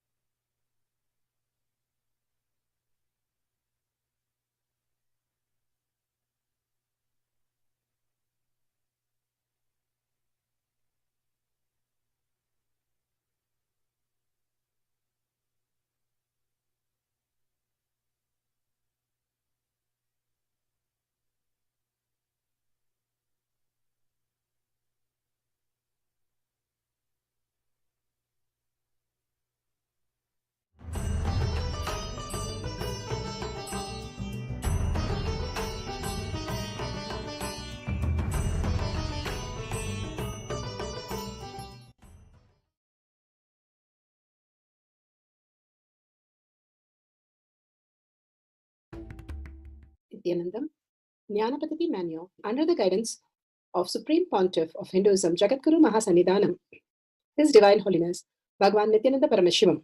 Let's start with the Sadguru Vandanam. Nityanandam Paramasukhanam Kevalam Jnanamurtim Dvandvatītam Gaganasadusham Tattvamasya Lakshmam Ekam Nityam Vimalamachalam Sarvadi Sakshi Bhutam Bhavatītam Trigunarahitam Sadgurum Tam Namami. Let's go through the disclaimers. Security measures. No photography, video, audio recording. Important cautions.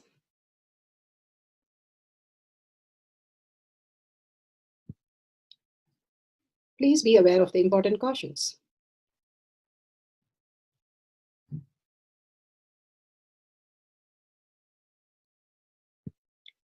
What is spa manifestation? Let's hear from Bhagavan himself explaining what is spa manifestation.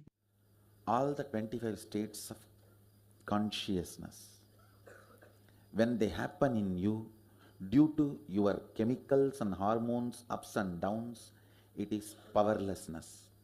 When it happens in you, out of your free will and consciousness, it is powerfulness. That's all. When you fall into sleep, it is powerlessness. When you enter into sleep, it is powerfulness. When you fall into dream, it is powerlessness. When you decide to dream, it is powerfulness. So I have added the ultimate powerfulness, Turiyatita, in your whole being and doing, manifest all the powers. Understand, power manifestation is nothing but cognitive shift. It is not work. It is cognitive shift. Understand? It is just cognitive shift. It's not work. Work is a 4-letter word. Power manifestation is cognitive shift, playing with life, playing with being alive. Static matter, dynamic activity, strategic existence, all these three has no boundary. You are one with it. You are alive in everything. Everything listens to you. Everything decides as you want. Power manifestation is cognitive shift, raising your frequency, not work.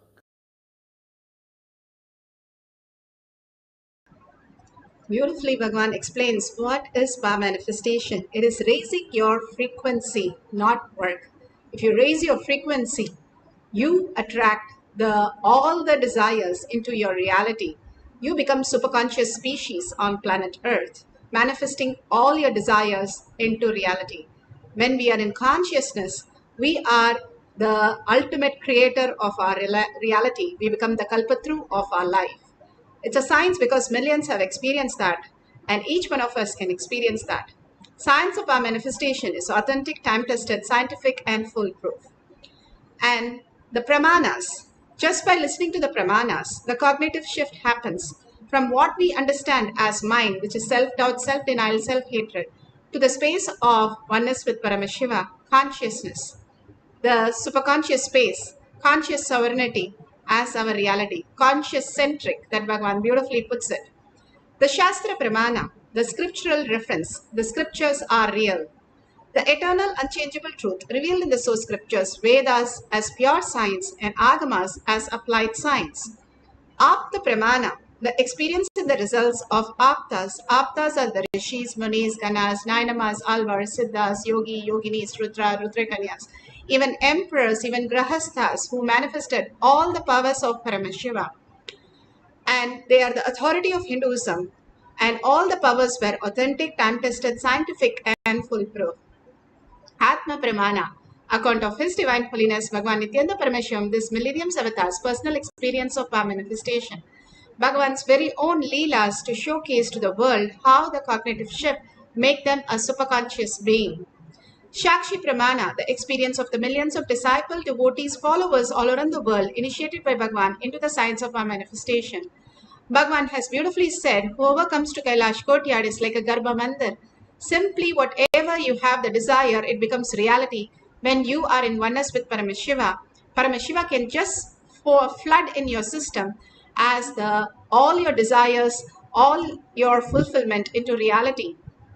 Pratyaksha Pramana, scientific study measuring the effect of being in the enlightened state. Bhagavan Paramashiva says what happens to your brain when you manifest power every single day. Science of manifestation is a tapas, Bhagavan calls it.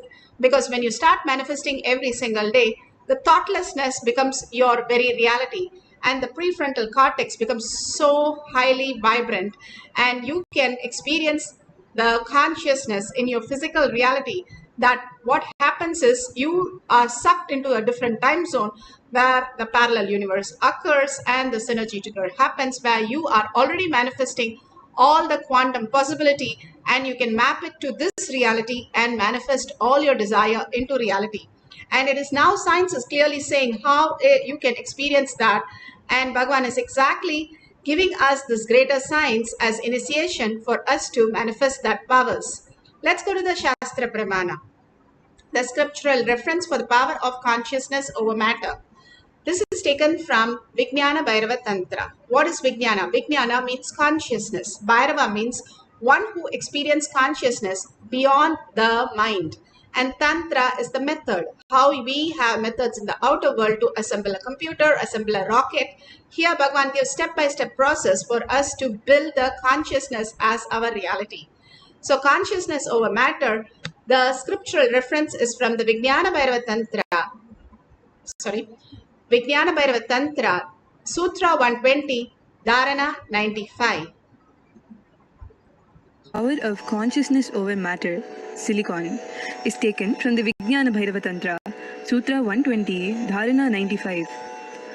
Kvachit vastuni vinyasya shanairdrishtim nivartayet tajnanam chitta sahitam devi shunyalayo bhavet.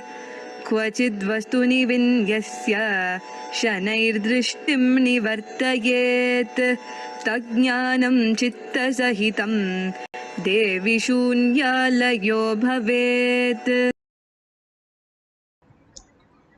Bhagavan Paramashiva beautifully says, having fixed one's eyes on a particular object, Vastu, one should slowly withdraw the sight from that object, as well as slowly eliminate the knowledge of the object, along with the thoughts and impression of it. O Devi, one abides in Sunya, the state where there is nothing other than this exists, where the state of all-inclusive infinity becomes our reality. Bhagavan has beautifully given us the science how we can experience beyond an object. He beautifully describes, if you take a rose, you have the word rose, you have the idea that it is whatever the smell is, whatever the texture is, whatever the feeling of a rose, and the thought current. First time who gave you a rose, what happened with the rose, all that is what you have a narration. The mind gives a narration on the rose.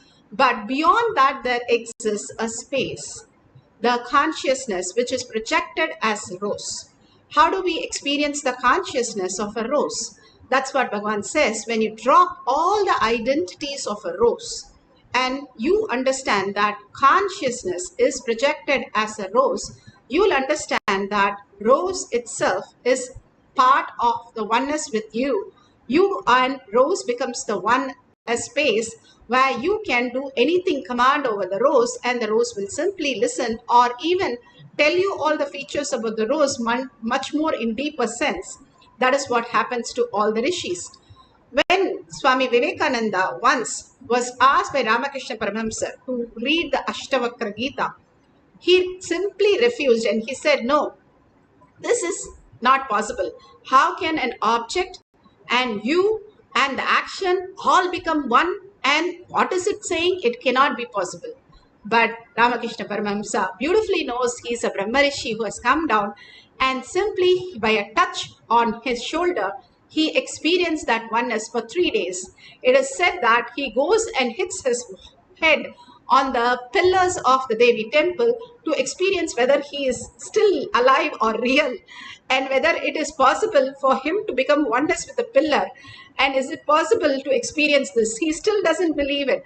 He wants to do experience with the truth, but because he is in such a high frequency, Ramakrishna Paramahamsa could give him that great reality and make him experience in the experiential reality. How do we experience that reality? Bhagavan beautifully says the cognitive shift. How, when we are in the deep sleep, we are in that state. There is no seen, there is no seer, and there is no seeing happening. It is all one and the same. It is Brahman, Bhagavan space. Bhagavan beautifully says you don't have anything other than consciousness.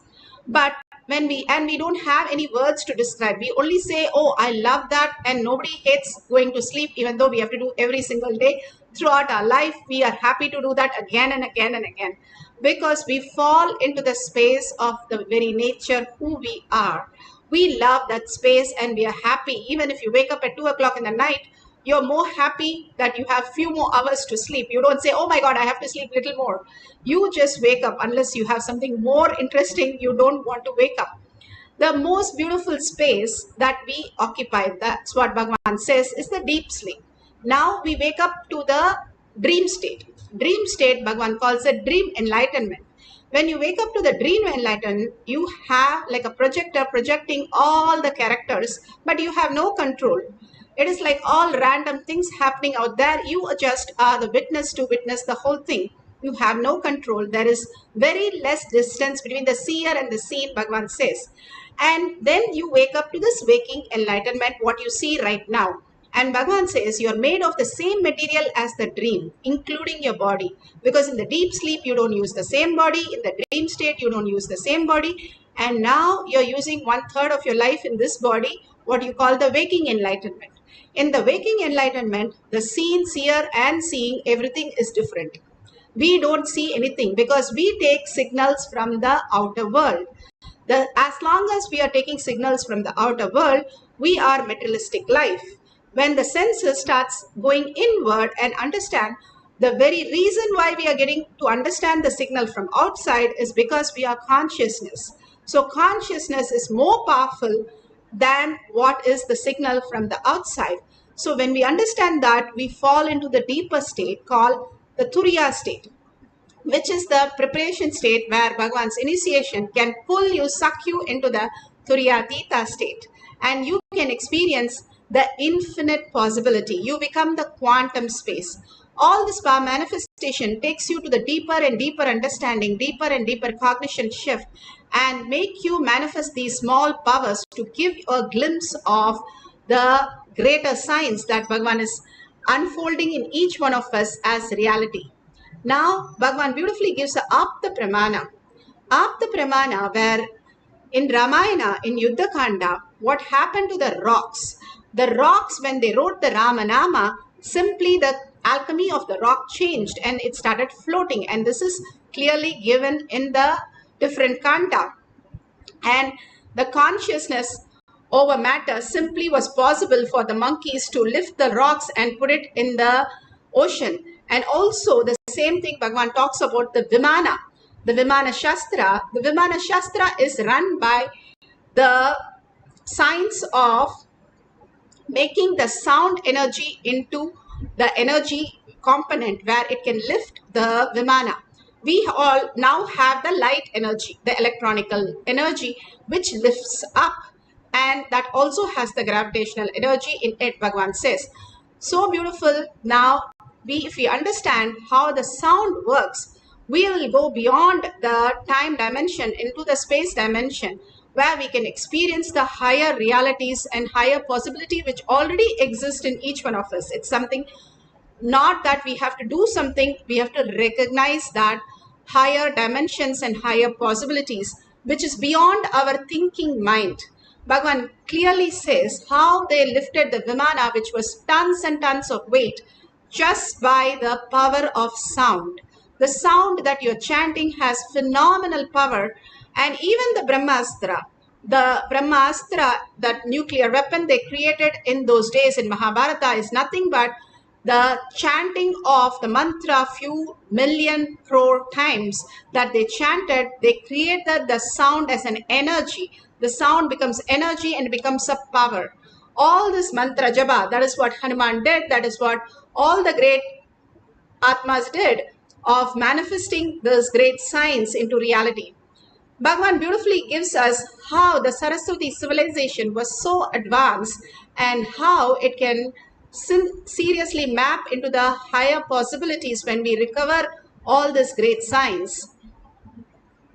In Vaishnava's house, the lady keeps the whole wealth under the control.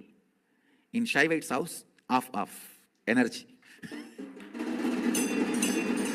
It's a thought current and lifestyle.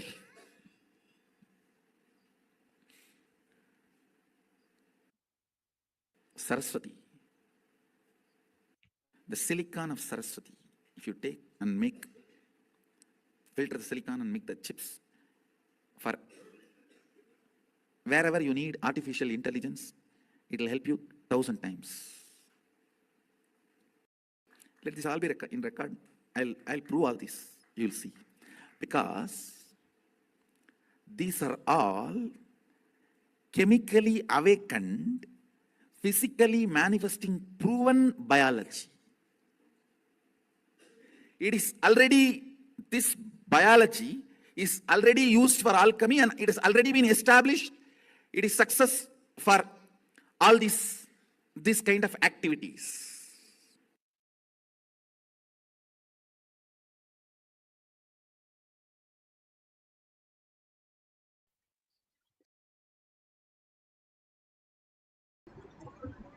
Beautifully, Bhagavan says how the Saraswati River civilization was so rich and it is already programmed. And if you use that 1,000 times, you can manifest these greater powers. Now we use the same silicon in our silicon is nothing but sand that we are using, the silk sand, which is programmed, and we are using as gadgets, the electronic energy. Now you can see in this Shakshi Pramana where they have kept the whole tab, the silicon, clearly it is seen that it is kept on a flat surface and the coconut is not sliding away but rotating its motion. And simply by Mahavakya of the Maharaj, it is simply happening. You can see how it is going into the space of manifesting the next dimension. This greater science, you can see how flat it is switched off and just by the power of chanting. It's so beautiful. Today we are going to have the consciousness over matter on the silicon. You can keep your tabs or you can keep your cell phone, and if you can record it, that will be wonderful. Many a times you chant and you don't know that you have manifested or not, and if you see the recording, simply we see the recording happening. It's completely switched off. So there's no vibration which is moving it, and completely it's by the chanting of the Maharaj, it has manifested the powers. And the scientific research clearly says how Bhagavan walks into these greater signs, and whenever he wants, it's a divine spot, dopamine spot. He says very clearly, when was the later Swami, what he was doing when the frontal lobe lighted up, he said that he was opening his third eye. Clearly, it is recorded how he can just shut down his brain to 90% and open the prefrontal cortex, third eye, to manifest the powers. This is what exactly happens when you start manifesting powers every time, every day. You start becoming more and more intelligent and to the higher context and higher space, that you're able to attract the most auspicious things and most beautiful things of healing, abundance, discoveries, relationship or wealth or anything becomes extraordinary reality. Says if you have the Jnananjan, you can apply in your third eye, your temple, and on the coconut. If you don't have the coconut, you can have a deity or you can have the padukas and you can do the same thing, or you can have some other object which is not sliding away. If you're having Atmalinga, make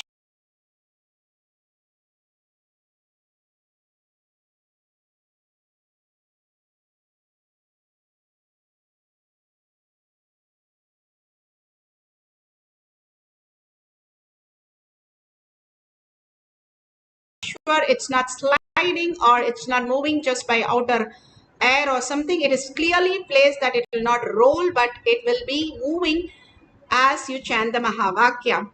You can take your silicon tab or a phone or a laptop, but make sure there's no battery connection to vibrate or create any disturbance, and there is no external input. That's all. You switch it off completely and keep the object just on the silicon. Just command the silicon. You are by nature, your body is from nature. Simply nature listens to you when you are in the oneness with Paramashiva. Now let's experience that as an experience. Now sit straight with your head, neck and spine in a straight line. Very beautifully hold that space of listening in your third eye. We live in the lower three chakras. Bhagavan says detox, detox, detox. Do nirahara, eat once a day, because whatever the shit in our system, constantly the bacteria are running right on our brain. Everything that we know is only from the bacteria. The pure consciousness is so beautiful. It can only expand somebody.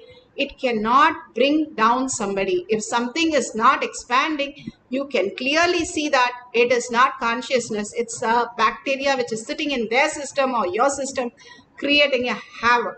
It is not you.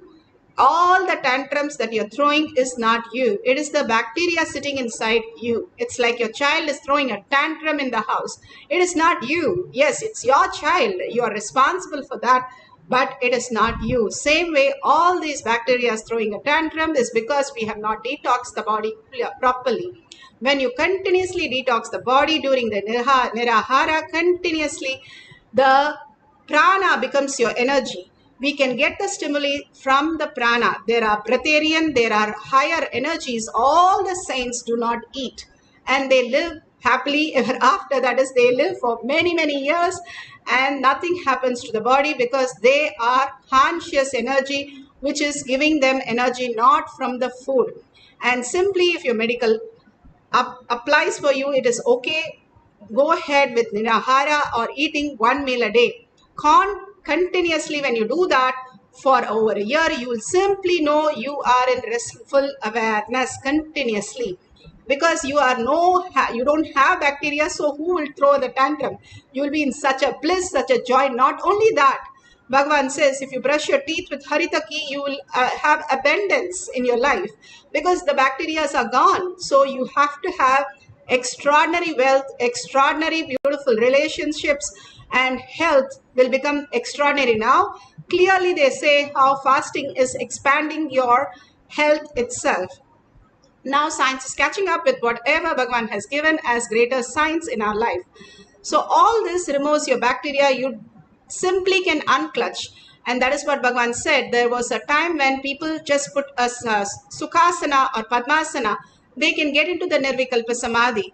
They were such beautiful, pure people. All that you need to do is detox your lower three chakras. Simply your attention awareness goes to your third eye. The inner chatter becomes empty. And you can be in such a peace. How you love your sleep will go down and it will become more intense, and you will be continuously in such a bliss without knowing why you're so happy, why you're so positive, and why you're attracting everything perfectly in your life. That is what is our manifestation. Now let's experience the oneness with Paramashiva. Chant the Mahavakya.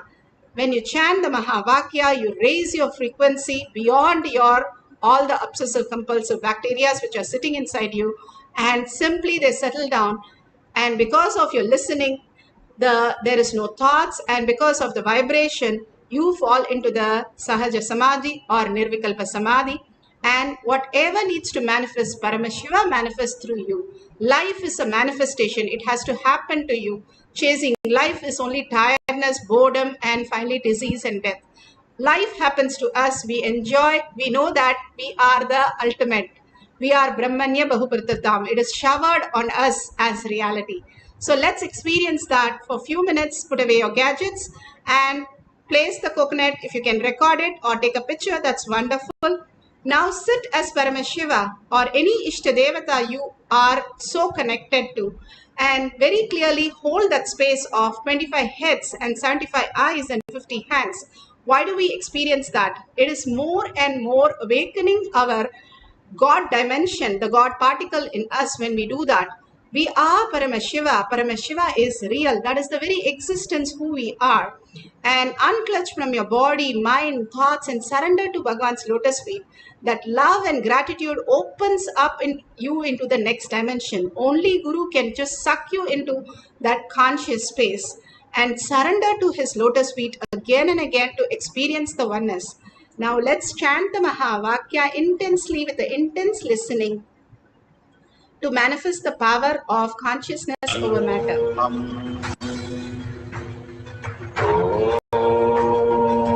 Nityananda Paramashivoham. Om Nityananda Paramashivoham.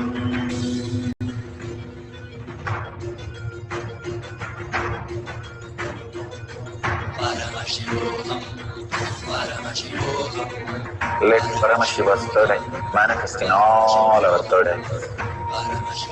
Let the Amrita pour, let the Varni open up, manifest in all of us.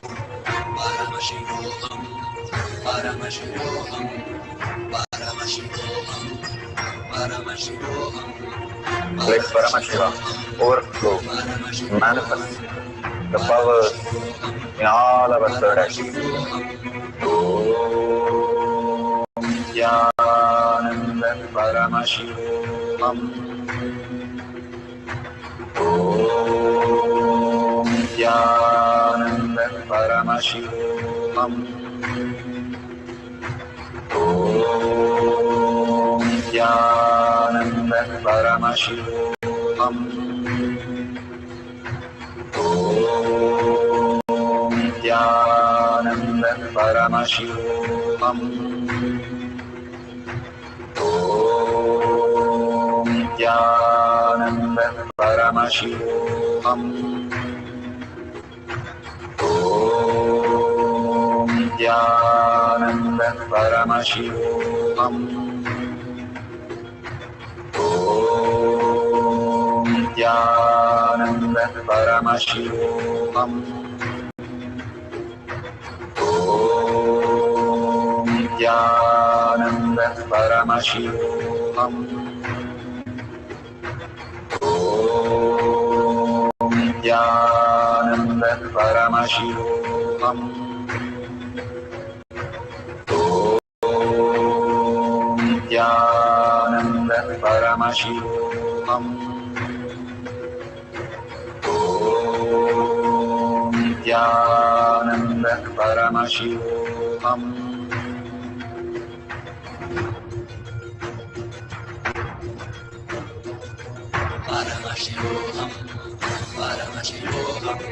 Let Paramashiva's third eye manifest in all our third eyes. Let the Amrita pour, let the Varni open up, manifest in all of us.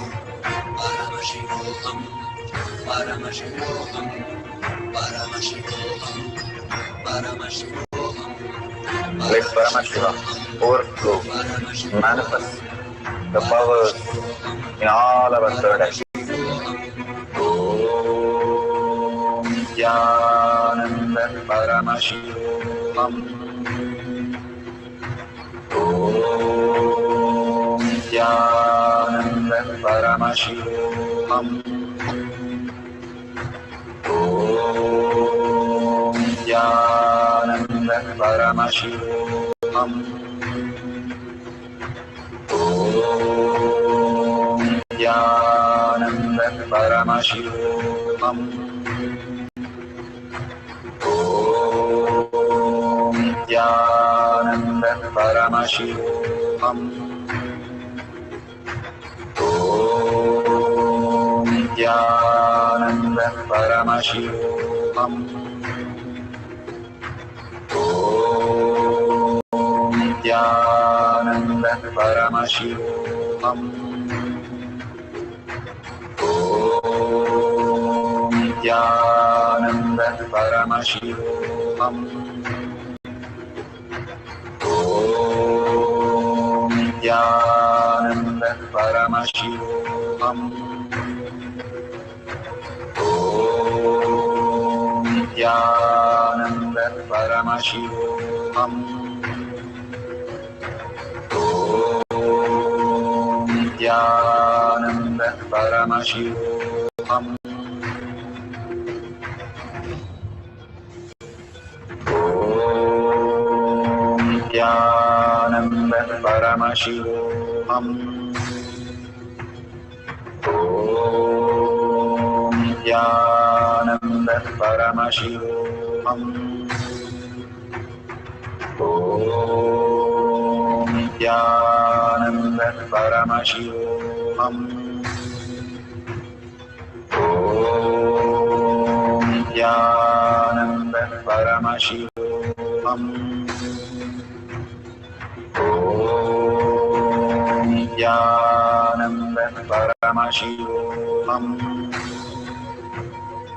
Om